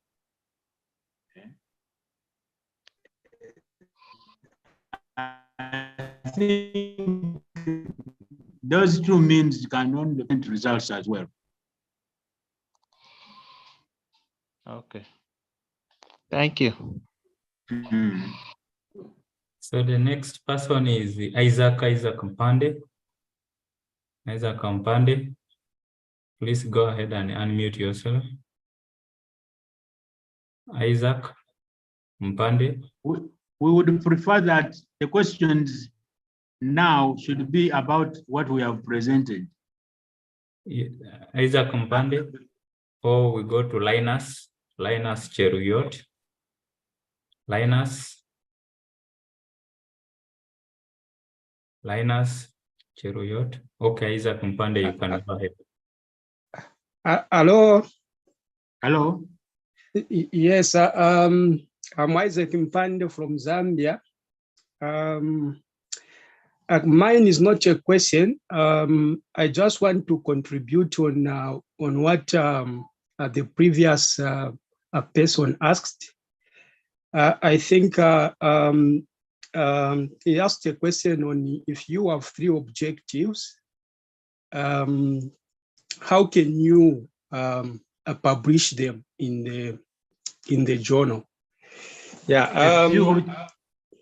If you have 3, yes, 3 objectives from your thesis. Yes. How can you publish them in the journal? I just want to talk through my experience. But before you go through the experience, let me answer that part. Yes. We are not saying that every objective in the thesis will lead to a paper. Rather, we are saying every news in each of the objectives can lead to a paper. But many people write papers for every objective without news. And that's okay. But journals of high quality, of high demand, will not accept such publications because there's no news. Okay? So what we were discussing previously was that look at your objective and select keywords and then go through your data to see whether each keyword can be accompanied by each illustration, tables, figures, and so on. And then Prof, we are not hearing you clearly. I don't know whether you are far from your laptop. It's not clear. Now I don't know where I stopped being clear. Yeah. Okay, it's okay now. It's okay now. Let me start again. That we don't believe that every objective in your thesis should lead to a paper unless that objective has news. And if it has news, then segment the news. Okay? Segment the news in keywords in that objective. Because if you take the whole objective, you will be taking all the illustrations behind it. And those might be too many. And remember, we said a paper, an article goes to a certain journal, which is normally a journal for that discipline. And there's no journal for a discipline that covers all disciplines. Okay? So you need to scatter out information that fits behind that keyword, including results. Okay? And then you evaluate the results to see whether there's news. If there's no news, you probably have to leave that first and go for the keywords where there is news and produce articles from those first. But we are also not stopping you from writing papers without news, because there are some journals that might want such papers. Because if they receive a few papers at a time and they are running out of time, you never know. But those are the low-end journals. So can you continue with your question? Okay, thank you very much for that for that guidance, Professor. I was saying I just wanted to contribute on my experience of because what you have said actually is very right. I had actually 3 objectives in my thesis. I ended up publishing 2 papers. But I wanted to contribute on what the previous on what the previous person asked on how can you publish those objectives from the thesis. I think my experience was that you actually need to prepare very good literature on those objectives which you want to actually what you want to actually publish. It actually helps for you to come and write the introduction of your articles. You can just come and motivate and just motivate and just modify them a bit. Yeah, so that's what I wanted to contribute. So if you want to publish those objectives, make sure that you do very good literature. You make sure that you do very good literature on those objectives you want to publish. That's my contribution, because it actually helps a lot for you to come and write the introduction of your articles. Thank you. Oh, thank you very much. Maybe we move on to another presentation. Okay, we don't have much time. Okay, let's take maybe the last person. Helen Apio. Helen Apio. Okay, so maybe we can go ahead. I think the okay, thank you. Okay. Let me turn off this mic.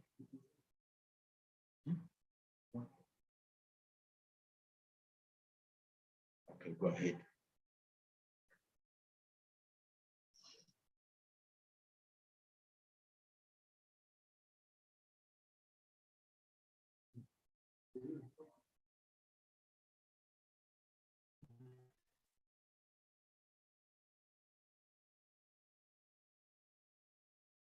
We are just starting the next presentation, please.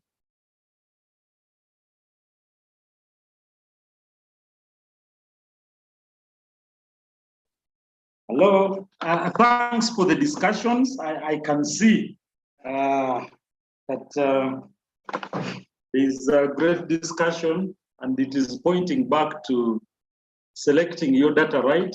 And once you select your data right, then you are able to tell the story, and that is a new story. We would like to take time and talk about some mistakes that we do, common mistakes in publications. But we notice that we have covered this slide of steps in publishing, apart from the reference listing and citation. And we think that that one you're okay, because there's Zotero, there's EndNote, you have tools that you can use. But of interest, I also noticed that one of you raised a question, a very interesting question, and said, what do you mean by embargoed journal? This is a language of open access. And in the interest of time, we've not talked about many things in journal publishing, but we have a whole presentation on open access. But these are some of the terminologies. Open access can be repository green, embargoed green, embargoed gold, development of open access, hybrid journal open access, gold, platinum, mega journal platform, and all these have their different subscription requirements. So the open access world has developed over time since the Berlin conference. And so the one that asked about embargoed, that is what it means. So if you have embargoed green, it means that the journal permits authors to add the article to open access repository for some time, after 6 to 12 months. And then after that time, they remove the article and then it goes into the restricted, where you have to pay restricted access.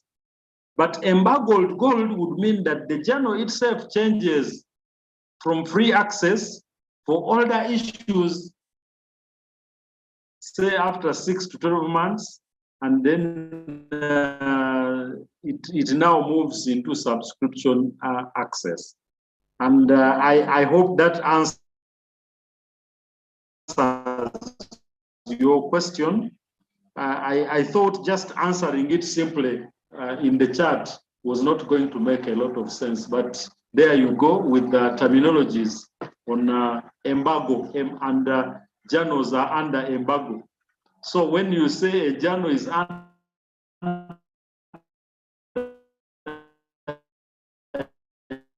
embargo, is it embargoed gold or is it embargoed green? Yeah.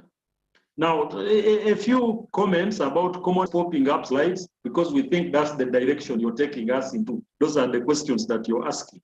Now, we have talked about evaluation of papers, the reviewers, and we are again going to have another slide after this one. We said right from day one that peer review is about the court in science. The reviewers are like the judges that are judging the quality of your science and telling the editor, giving comments to the editor that, yeah, this is a good article. And then the editor is at the gate. The editor is like in the high court and determines which direction it goes. Either it is accepted or rejected, or for minor improvement or for major improvement, and so on and so forth. The reviewers can give very good comments about your article, but the editor might see another perspective about your article. Picking on from what the very good comments are, they may say that this is a new method, it is, but then the editor has published papers before that has that method. So he may not be seeing the new method that they are talking about. So it can be dropped for those reasons. But there is also politics in judgment of articles. You remember we were talking about authors and we said that the last author is a senior scientist, is very well published and known, and that once he's onto this paper, it enhances its chances of acceptability. And sometimes that is true, but most of the times it is not. An article is assessed for its science. And there is nothing about seniority. The students may be packaging a paper and they have not consulted the senior professor, then they submit, and you will see the comments that return that the paper is poorly written, it is not, the methodology is flawed, and it will not be published just because there's a senior scientist to it. Now, there are basic expectations from authors, and at the beginning of this workshop, we called them assumptions. We assume that you have very good data. We assume that it has been done well, methodological flaws are not there. But we would like just to add that as editors, we expect that you should be certain of what you are writing about, and that this writing should be guided by a clear objective. And remember, we said for the paper, it's one objective at a time, not a mixture of messages. So one or two issues. Once you get a mix-up of messages, then the paper, and you know papers, It's 20 pages, 15 pages. It's not like the thesis. Yeah. Yeah, it's not like the thesis where you have lots of room and space to write 200 pages and whatever. This is a small message, but with a lot of news being passed on, or news being passed on. Now, you need to focus their attention on the selected messages as mainstreamed in the objective. So again, the objective is guiding the writing. And once this is not the case, and again, remember, you are crafting a new objective for your manuscript. And why are you crafting a new objective? Because you selected data. You selected only 5 tables out of 20 that you have in your thesis. So it's a new ball game. And the tables that you selected may not necessarily be falling in the same chapter. You probably selected 2 tables in chapter 3, the first chapter of your results, but those 2 tables can be complemented by a graph which is in the chapter 5 and a map which is also in chapter 5. So those combined together tell a story that is consistent, and so they will need a sharper objective around them. Yeah. So, and we need to use very simple language for the target audience and avoid ambiguity or vagueness. So these are the basic expectations that we need from authors. That they should not assume that the issue at hand is obvious to the reader. And remember, in scientific writing, we call this selfish writing. You need to write with the reader in mind, that the reader understands what you're saying. If you assume that the reader understands, then the reader will not understand, and it's a common mistake, and the paper will be rejected. We must learn to present only what is essential, and we normally say that the scientific publication is very far removed from your field notebook. Your field notebook has a lot of things, the replications, the data points per treatment, the what. Your field notebook has a lot of what your respondents are saying. Every respondent key informant interview. But now remember, in the publication, these have been summarized, and you have created memes, you have created themes of what these people said. So it is the themes and the common messages that we are interested in more than anything else. No bullets, write narratively. Literature preferred is from journals, and it should be current. The adequacy of your methods is very, very important, and procedures. Remember, we talked about the methodology. So it must be up to date, most appropriate among the options available. And if you did not use the most appropriate among the options available, then we need justification.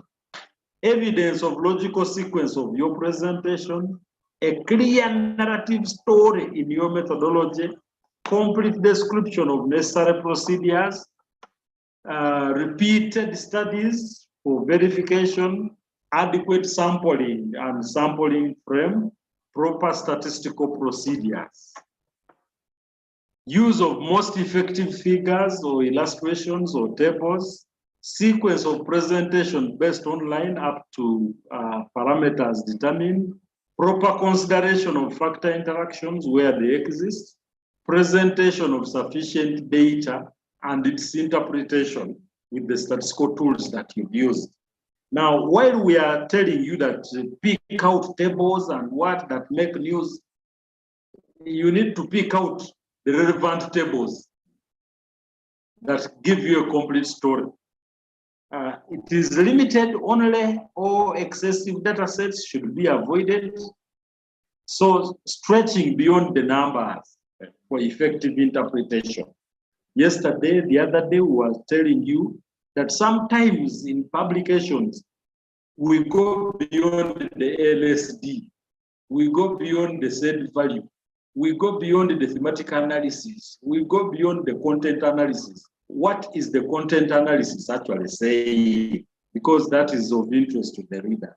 And perhaps the discussion is the most challenging section to authors. The author's competence is being judged here. What are they really saying about the data that they interpreted and the results that they have? And most authors miss the point and lose the intended message here. And this is the section that is a make or break. And the author's views are of primary concern here. That's why we are saying use literature only to support your views, but not the other way around. You are not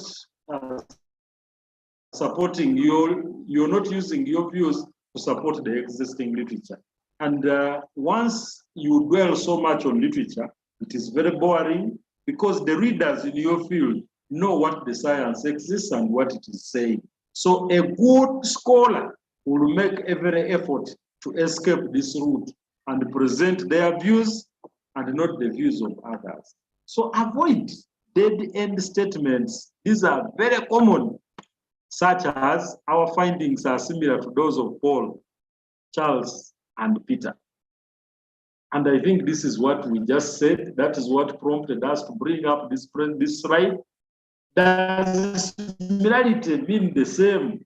Even within results that are similar, there are still points of consideration to bring up.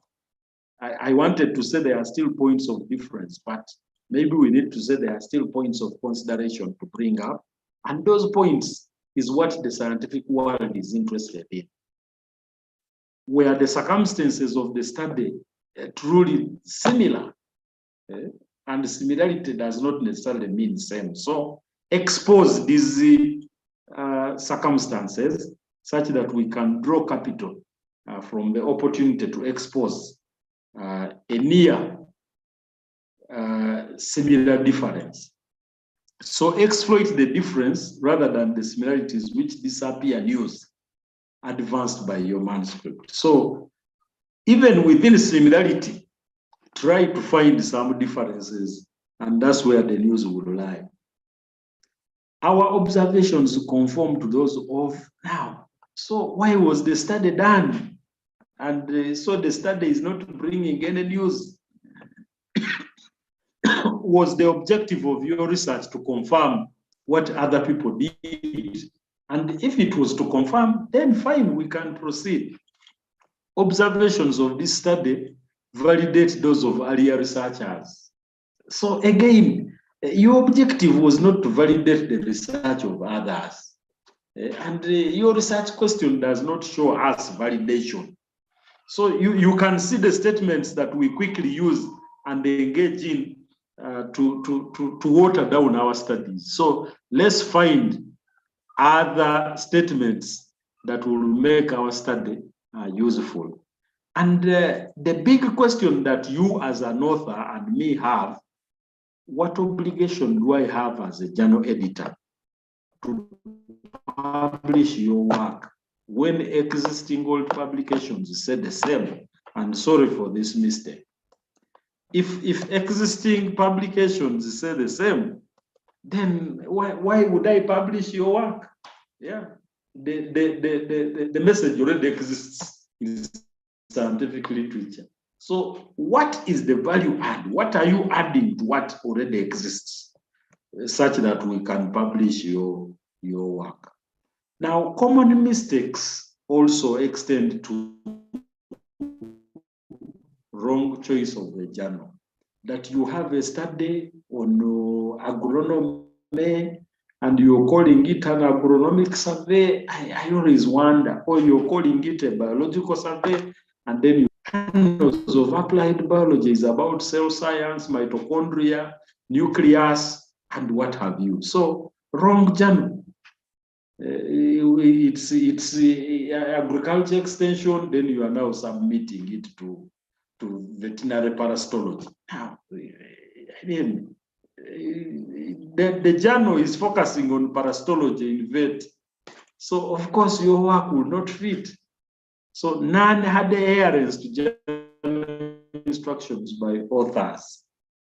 Some journals are kind. Once they see quality, they will accept your work and now start guiding you on how you go around repackaging to suit the journal. And if that fails, even with the guidance, they will drop the paper.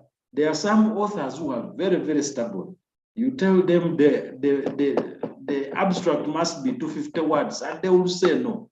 Ours is special, and this we have more to say in the methodology. We can't make it short. Even when you edit it out, they bring the revised paper, and it still has the sentences returned, and the words are overflowing. So, a recipe for rejection. Lack of knowledge of the big picture, and only working on unfamiliar ground, not the right expert in the field. So that unfamiliar ground may not present science, but it may present things that are not clear. Excessive wordness, which drowns the intended message. So some authors are too wordy. Even when the journal editor tries to cut down information and you keep sharing back and forth, they keep adding their messages. And it is a put off to the journal, and the paper may be rejected in the process. Excessive abstractness, which is the opposite of the other, which confuses a reader and leads to mixed or non-intended inferences or conclusions by readers. So remember, in the abstract, you're giving a very succinct message, but there are rooms in the paper where you have more pages or more space to write your introduction. But there are some papers where you see the abstract is a paragraph, then the introduction is another short paragraph, and it's not making sense. But you have 2 pages to write an introduction. So use the space and write the introduction. Rushed submissions. This is very common, and you can see it. The tables are disorganized, the graph is incomplete, the map has no title, the table is mixed. Yeah? There is table 5 and there is no table 1. So you can see a very disorganized submission, unclear problem or issue being addressed. And this arises because, remember, we are hammering it again and again, that for the paper that you are writing, the problem cannot be the same as what is in the thesis. Because the paper has fewer tables and the data that has been extracted. So resynthesize the problem. And the problem is only a small portion of the bigger problem that you addressed in the thesis. And this smaller portion is what bears that you've now picked from the non-news items that are in your thesis as well. Lack of evidence or to support the assertions. So alarming information that you're presenting, not informed by existing or scientific principles or theories. So it's not grounded on science. Inadequate background information to inform the research process. Unclear or lack of the objective. And this is a spotlight for successful writing. And remember, from where we started, that is the very first thing. We said, come up with an objective by hypothesis or questions, and it does not promise any novel findings. And this is a tool for self-assessment. You can even assess yourself and see that you're not going anywhere.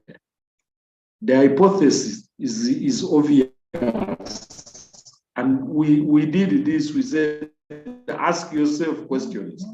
If you find that you have answers to those questions, then there is no news, and so it's not moving anywhere. The absence of logical flow in the text, plagiarism, falsification, and doctoring, all these are recipes for rejection. And there are common mistakes. Manuscript not fitting in the journal mandate, disagreement among authors. I have information on this, and we're going to share it with you. I highlighted to you handling author conflicts. You will see that there are sometimes disagreements that can be very, very challenging. Articles with data older than the specified period by the journal. We've hammered this again and again. Multiple submissions at the same time. Lack of a message. Arrogance towards journal editor. The journal editor is sending you comments, and then you're writing back and you're saying, but this journal, you are just, I think your reviewers are not good enough. But I mean, you know, and arrogance can be detected at all forms. You're submitting and you're not writing a submission letter and what have you. Inadequate response to review comments. In the African Crop Science Journal, we request that you give a point-by-point response to review comments. And sometimes you say, I don't see that these comments are useful. So apart from the number 10, from 1 to 9, they are not useful. So number 10 is, but we have said give a point-by-point response. So what do you think about the review comments? Mix up of English language types. There's fertilizer with Z, fertilizer with Z, organization with S, organization with Z, and so one is American, another is British, and spelling mistakes. With the advancement of computers, this is a put off. If your paper has too many spelling mistakes, that can be a recipe for rejection, and it is a common shortcoming. Crowded illustrations. Yesterday, the other day, we were talking about crowded illustrations. And remember, in the manuscript, you have opportunity to pick out the columns and rows in a table that is 100 rows, 100 columns. Pick out 5 that you can use to center your message around. Yeah, and then you have opportunity to actually quote your thesis. Yeah, so those who want to look at the big table and the big illustrations can always now refer to your thesis. Lack of a string linking parameters measured. Yeah, there has to be a string. There is a message, and that message connects everything that you're talking about. So it is either one message or 1 or 2 messages, right from the beginning of your manuscript to the end. And if that is not apparent, there's a recipe for rejection. Non-articulate discussion. Back to the discussion. The discussion is a make or break. Seasons emerging as an issue in your results and discussion, yet they are nowhere in the objectives. Location and districts emerging. Now, all of a sudden, you start discussing the Western district, the Northern, the Eastern, and then you have actually forgotten what your data is about. But your data was not about comparing the Northern. Those were simply locations to assist you with replication and find different climatic zones and to improve your mean. I think that is the last slide. And these are the things that we consider as editors to reject or accept your article. But there are common, as we said, there are common mistakes or common shortcomings in publications, or in, actually we need to say, papers submitted for publications, because they are not yet publication, but they are manuscripts that have been submitted for publication. I don't know whether there are 1 or 2 questions. Maybe we will answer them in the chat. Probably you've already put. We can go to the next presentation, probably the last presentation of the day and of the week. Thank you. Do you want to upload it? Let me Okay. Hello, are you there? Yes, the participants are there.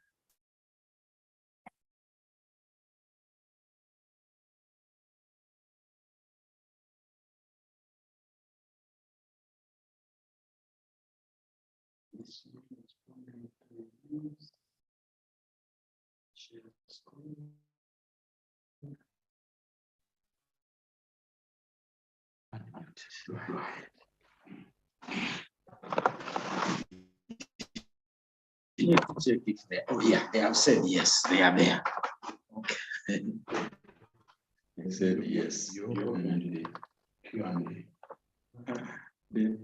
But your slides are on. You can just beam them up. Okay.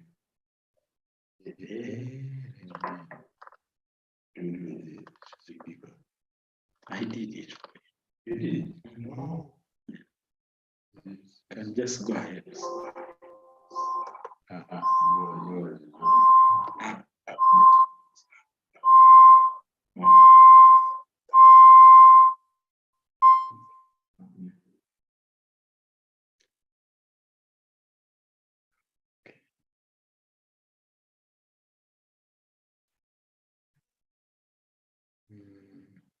Okay, so this is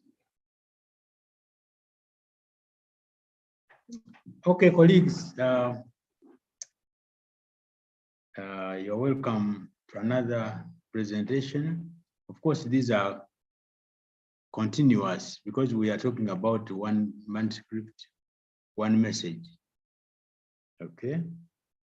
Now, responding to review comments. I suppose most of you have tried to submit papers to journals, and the editors have sent you review reports for your manuscripts. I would have asked how you felt when you received your review comments, but cannot see each other, so. Okay. Almost everybody is uncomfortable receiving reviewers' comments because you tend to be uncertain about the verdict. But as you write and submit, you develop what they call a thick skin, so that arrows can never penetrate through that skin. So one of the ways to embrace review comments and different opinions is to try to submit as many papers as possible. Okay, and as you do, you will be reducing on the scope of mistakes you make each time you submit another paper. Or the review comments will keep mentioning some of the errors you make. And usually when you are advised against something, it's logical that you don't repeat it. So you get less and less errors as you submit more and more and more, and as you read more and more papers.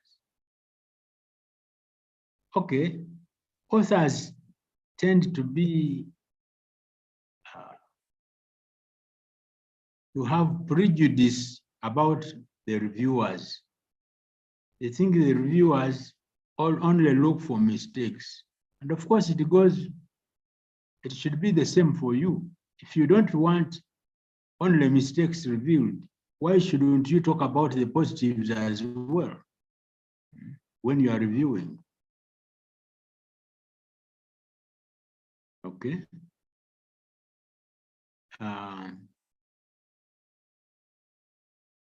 And so you might quickly come out to say, reviewers don't know my subject.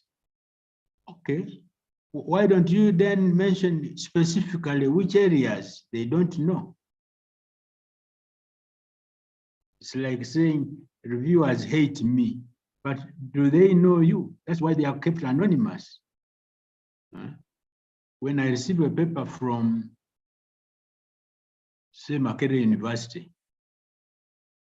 most likely people who belong to the discipline where you are will be in one department. And then I go and pick a reviewer from that department. That's wrong. That's completely wrong. Because there is competition there, and the paper can be related to somebody, because some people write the way they speak. And of course, things like a site of study, varieties, and so on, they will quickly lend themselves towards somebody who normally works on those varieties or rabbits. So you tend to inevitably promote politics and bias in assessment. If your perception of a scientist in your department is low, and you have now received a paper from him, given to you by an editor, the assessment, first of all, will be very low even before you have read the paper. So that's completely wrong. Well, the author's reaction might be the reviewer failed to identify news and raises questions to me. Now, if the reviewer failed to identify news, try to get that news in the next version after revision. And if you don't, of course, the editor will not accept. And also remember that when you return your revised version, the editor might send it back to the reviewer, the same reviewer. And so the language you use in the rebuttal, usually we send you a table to show for each comment, tell us what you did in another column, what kind of correction you did. And in a third column, tell us, we ask you to line number the text. So tell us the line numbering where that correction is. And when you return your work, we send that package back to the person who reviewed. So you need to be very careful with the language you use. Otherwise, you might be making the situation worse, because the reviewer who reviewed, if he's going to read your harsh rebuttal, of course, it's unlikely. He's also going to pull up his socks and start battling with you, and then send a verdict to the editor. And you know then what then happens.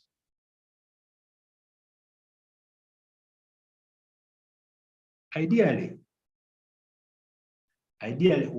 we advise that when you receive review comments, just have a scan through them and put them away for about a week, not more, because if you put them away for more than a week, you might never come back to them. For about a week, because if you try to respond to those review comments as you receive them, you might have prejudice and misconceptions, lopsiding mainly towards negative comments, when actually they are also positive comments. But if you put them away, you will cool off And actually, when you read them again after 1 week, you will be surprised that the comments are more positive than negative. And that happens to everybody. Okay. There's one lady, a colleague in Tanzania. I reviewed her paper. And I don't know how she got to know. And she put away the review report in a suitcase somewhere and never touched that review report again. So after about 1 year, we met in a conference and she was telling me, you man, you really destroyed me and so on. I've never gone back to those review comments. Okay.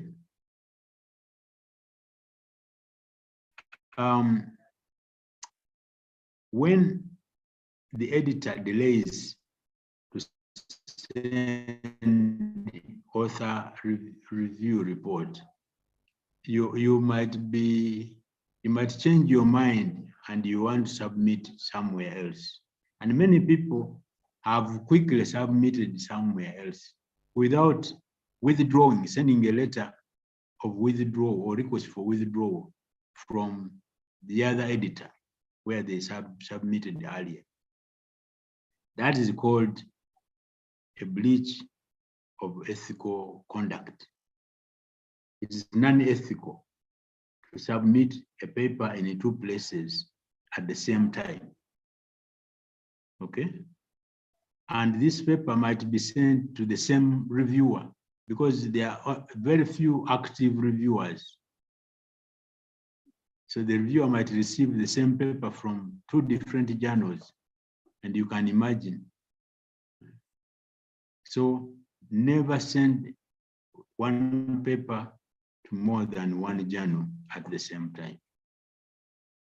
If you want to change your mind, send a withdrawal letter. And if you send a withdrawal letter and they don't reply, remind them. After that, you have evidence to show that you followed the rules, but they did not reply. Okay.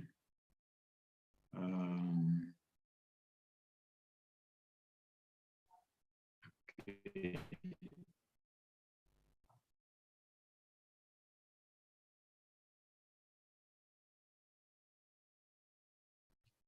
Yeah. The editor provides 4 options to the reviewer, and most journals will have at least 2 reviewers, and they're anonymous. They don't even know each other. Okay, so they provide at least 4 options for recommendation to the reviewer. The ones that they should use to advise the editor. Okay, now the first one will say, will be advising the editor to accept as is. That means it's now the editors to do the editorials, just improve language. Otherwise, the paper is good as is. Okay, those cases are very, very few. Very few. Maybe 1 in 100 and 1,000. Probably even more than 1,000. Then the next one will be accept after revision. Okay, accept with minor comments. That means, or minor corrections. That means the paper has to be corrected and the corrections will be provided in a report. And then next will be accept, the paper should be revised and resubmitted for review. So that's like a failing in a class or repeating a class. So you should correct their major corrections that require review again. And these major corrections are normally on science, the correctness of science, the methods, the designs, the analytical tools. Those are normally taken as major corrections. So after review, resubmit as if you are submitting fresh. And they may be sent back to the same reviewers or to other reviewers. And the last one, of course, will be reject. Reject means that the paper cannot be redeemed. It's beyond the redemption. Okay. And the rejection can be because it doesn't fit in the scope of the journal, or because there are many mistakes,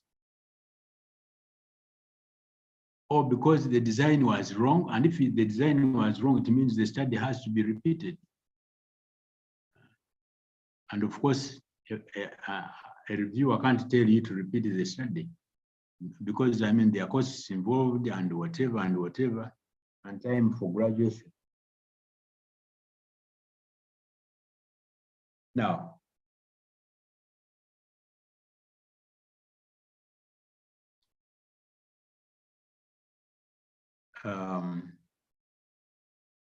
one of the reviewers agreed with me, so I have not made any changes. I mean, we want the science.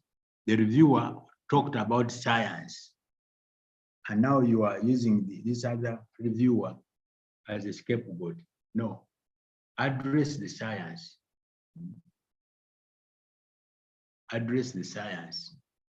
If there are publications that you cited to replace certain things, or that demonstrated the correctness of the information you used, the design, and please include those citations and clearly, and then in the rebuttal indicate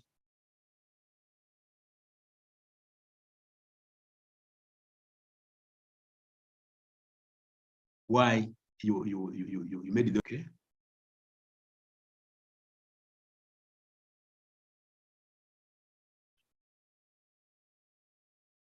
Okay.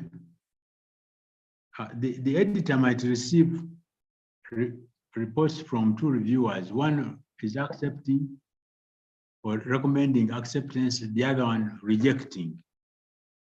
Now, the editor is a gatekeeper, as my colleague said, but not an inactive gatekeeper.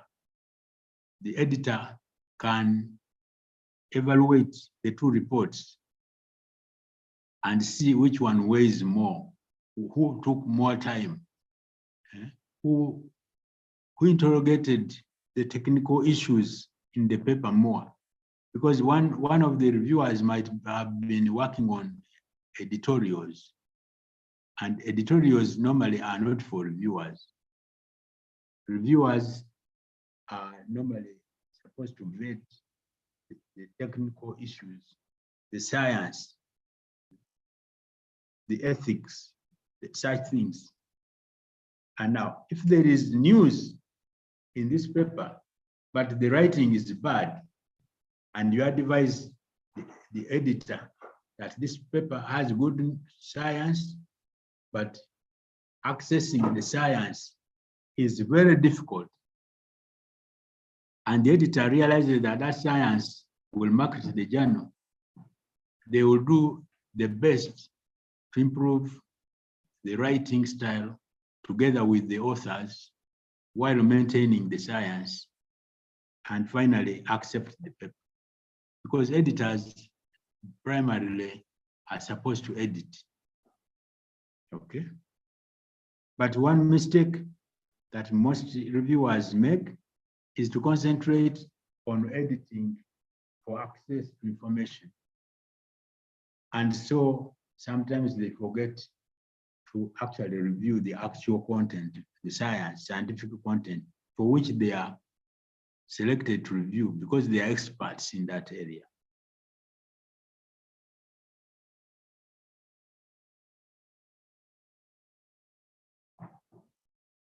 You can imagine if in your rebuttal you are saying the reviewer who disagreed with me knows nothing about this work. And then the package you send back to the reviewer, the editor, goes back to the reviewer who actually reviewed. You will be inciting for contentions.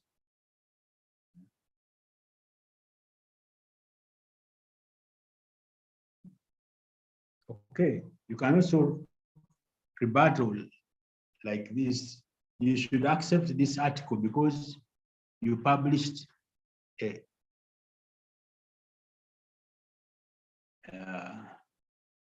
because you published one that was worse than this last year.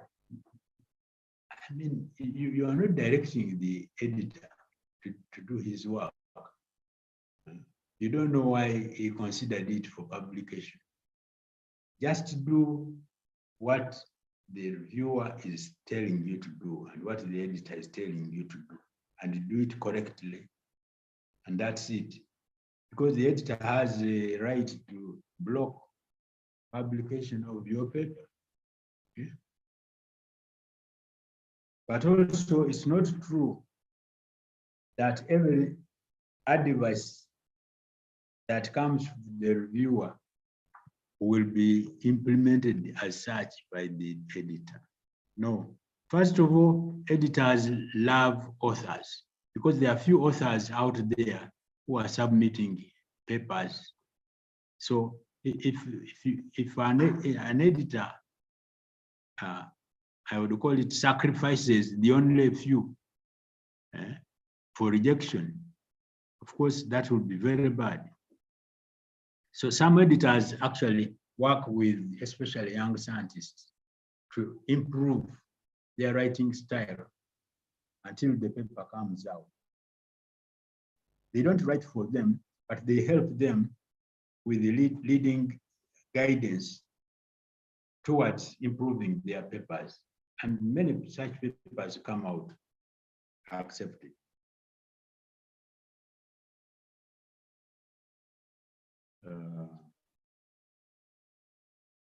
Okay.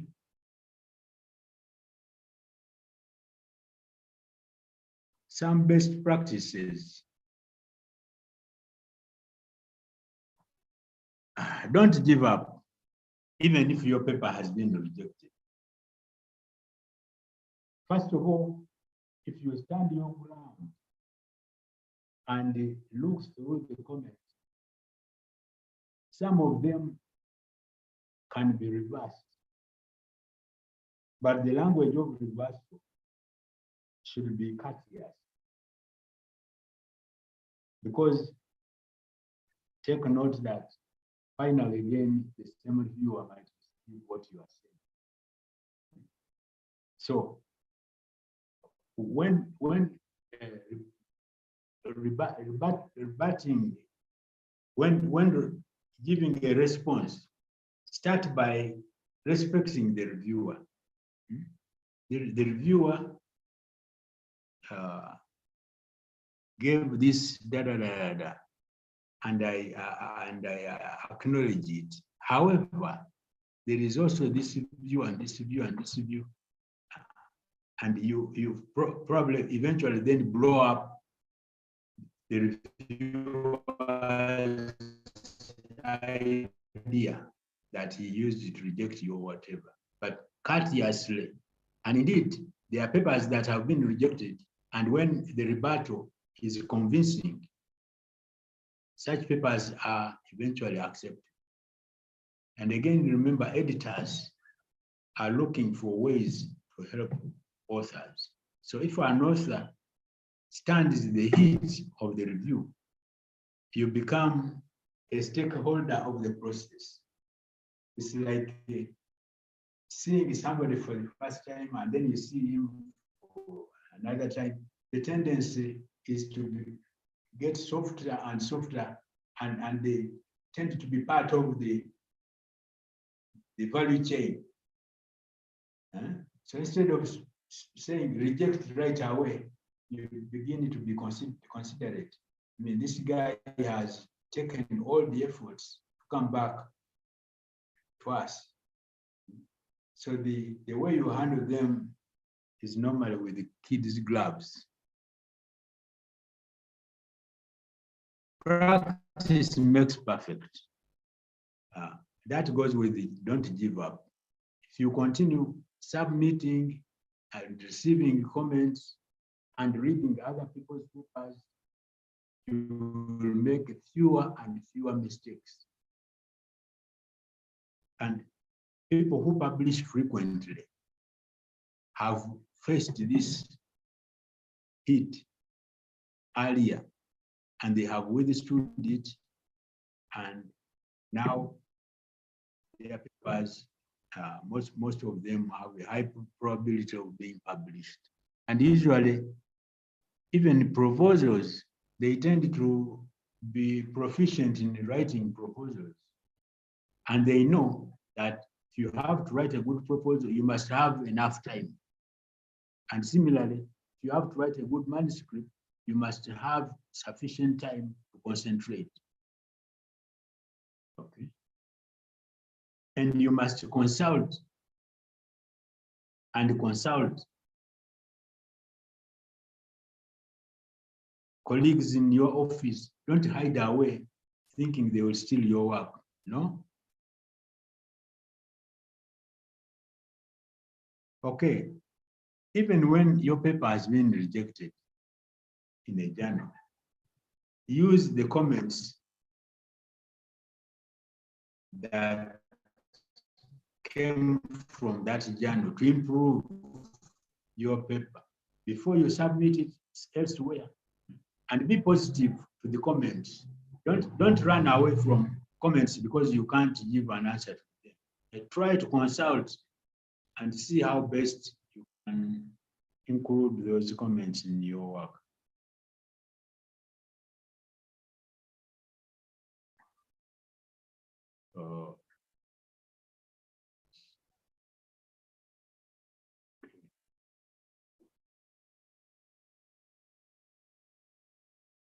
Again, once more, don't lose hope.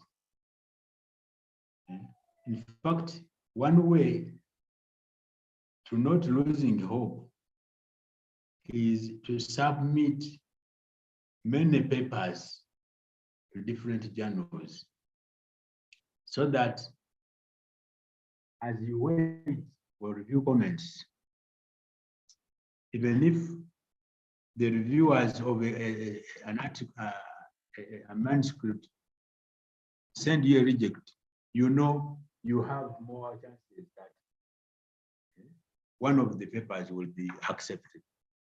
So that way you don't really, you are not hurt, you are not traumatized, because you have a stream of papers out there waiting. Okay. Some journals, especially popular journals, receive very many manuscripts. And because of that, and their number of articles issued is, it has to be somewhere on average.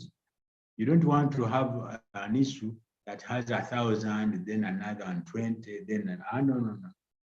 You need to have a constant, number of articles published per manuscript, per issue. So if you are receiving thousands of manuscripts, you are going to lift to sort of lift the pass mark, okay? So that you get just a few to fit in your journal issues. Okay, so such journals might be rejecting, not because the paper is really for rejecting, but the space is limiting. The space is limiting. And such journals we publish on time, will keep the frequency up to date, okay? But there are also journals that rarely receive papers. So such journals tend to have a rejection rate that is very low, very low. And in some cases, the editors do a good job to interact with authors to improve their papers. And such journals miss out certain issues. Say if they were supposed to publish for 4 times a year, they might publish 2 times, 3 times, like that, depending on the availability of the manuscripts. And of course, then the quality is also a little bit questionable. Okay. So when you read the guidelines of the journal, you might find something to do with rejection rate, and then you make a decision whether you should really submit to such a journal.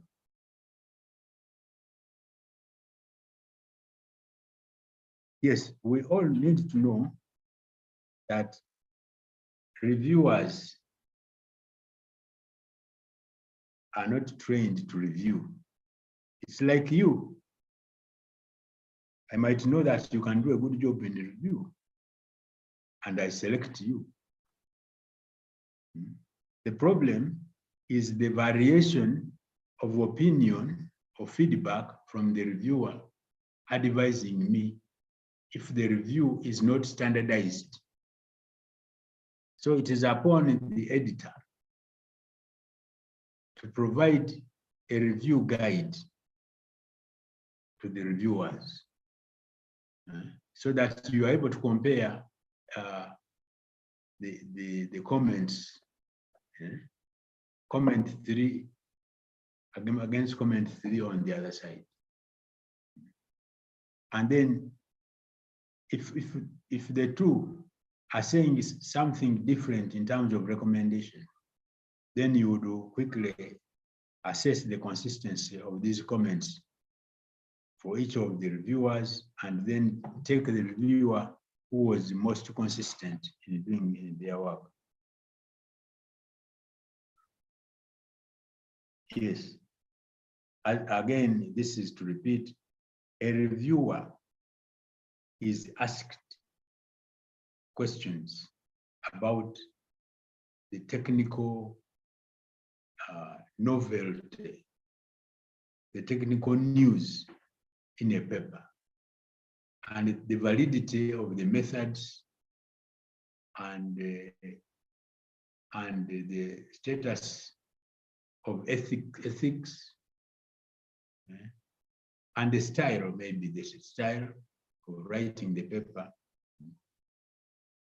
and not seriously editing the paper, because if you edit, you can lose out on the technical information. The editing can divert you from assessing the technical information.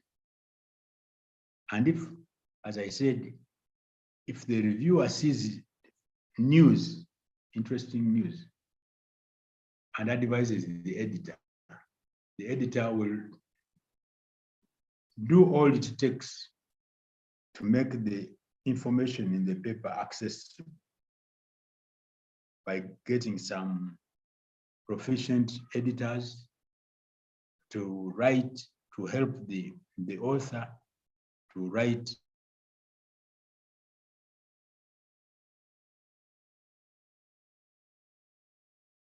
and open up the news.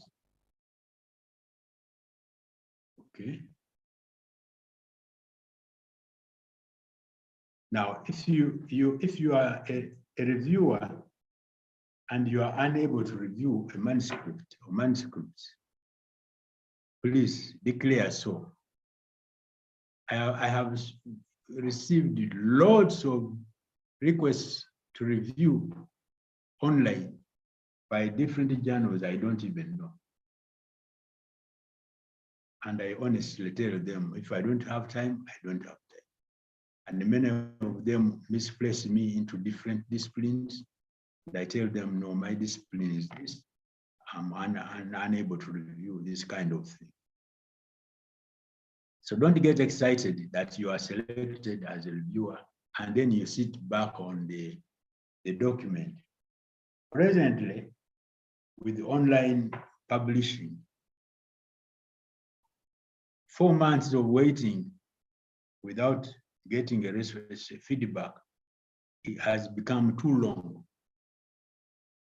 And yet reviewers in Africa, they can take a year without sending the manuscript, and even misplace the manuscript, you can imagine. So after 3 to 4 months, the authors are asking if they can withdraw.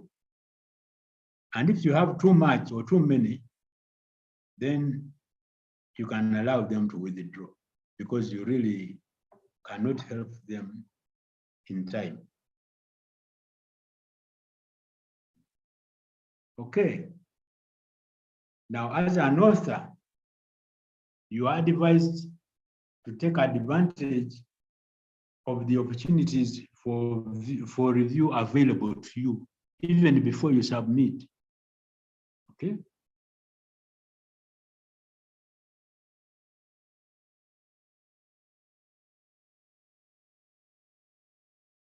You can review yourself for at least 2 months so that your memory is erased. And when you get back to your document, you will very quickly see some of the glaring mistakes. You can also use your supervisor. In Africa, supervisors don't seem to have, most supervisors don't seem to have time to help you. But some do have. And in fact, some would be pleased to help you. And if you submit with their names on a manuscript to which they did not contribute, and the manuscript is rejected, that will be war. But if the manuscript is accepted, of course, they will be up waving what they have published. The other way is to give a seminar on this paper. Put it in slides and present a seminar, PowerPoint, and so on. Give a seminar, get comments, free comments within 20 minutes. And don't disagree with the tough comments. Otherwise, most people will isolate those who were asking tough comments and saying, they think they know more and so on. No. They are not forcing you to take their comments. But if you ignore comments that are key, they are going to haunt you everywhere you take your paper. And most likely, you will be forced by some people to say no unless you address this. Okay? Give to colleagues. Of course, not all colleagues will have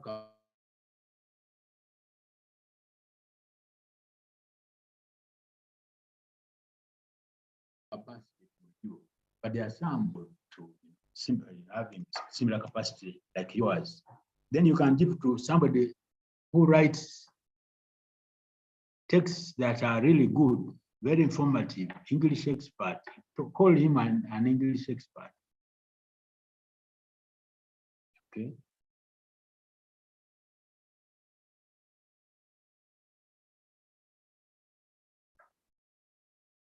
Yes. Now, what we need to know is that most of the time reviewers are not paid. They only volunteer to review. And because of that, they take their time because the editor cannot harass them. Okay. And selecting reviewers is very difficult job. You can easily deplete the pool of reviewers if it is the technical know-who. You will quickly deplete because you will be going to the same reviewers. But for us in the African Crop Science Journal, we use Google Scholar and we look for people working in certain areas. And certain areas are very unique. For example, a breeder of watermelon. You might look around your college or department and you might not find one. You might find those who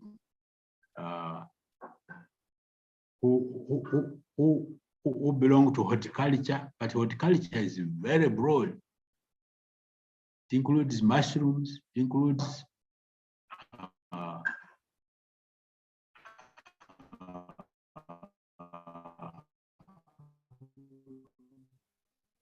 fruit trees, pepper, different types of pepper, and so on. And these people have not worked with watermelon at all. Okay, but I go on Google, I use keywords, and I get quite a number. And then I look at their publication record. If it is current, how many papers in which journals, and then I write to them, and normally they accept. And within a week, they have sent you the review report. Okay. Now, we talked about selecting a journal. One other thing you should look at. Hello? Hello? Yes, we Yeah. hear. Yeah, I'm summarizing. Okay. One other thing you need to look at is from submitting your paper to publishing it, how long does it take? And that information is put on that paper. From reception to acceptance. Now, publication will appear on the book. Maybe it's published another 6 months later. And you are doing all this to find out whether you are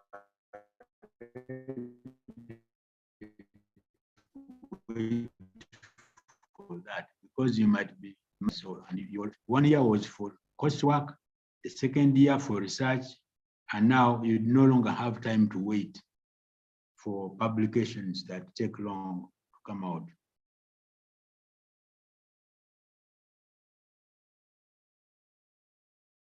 Yeah, that's a bit about review comments and how to handle them.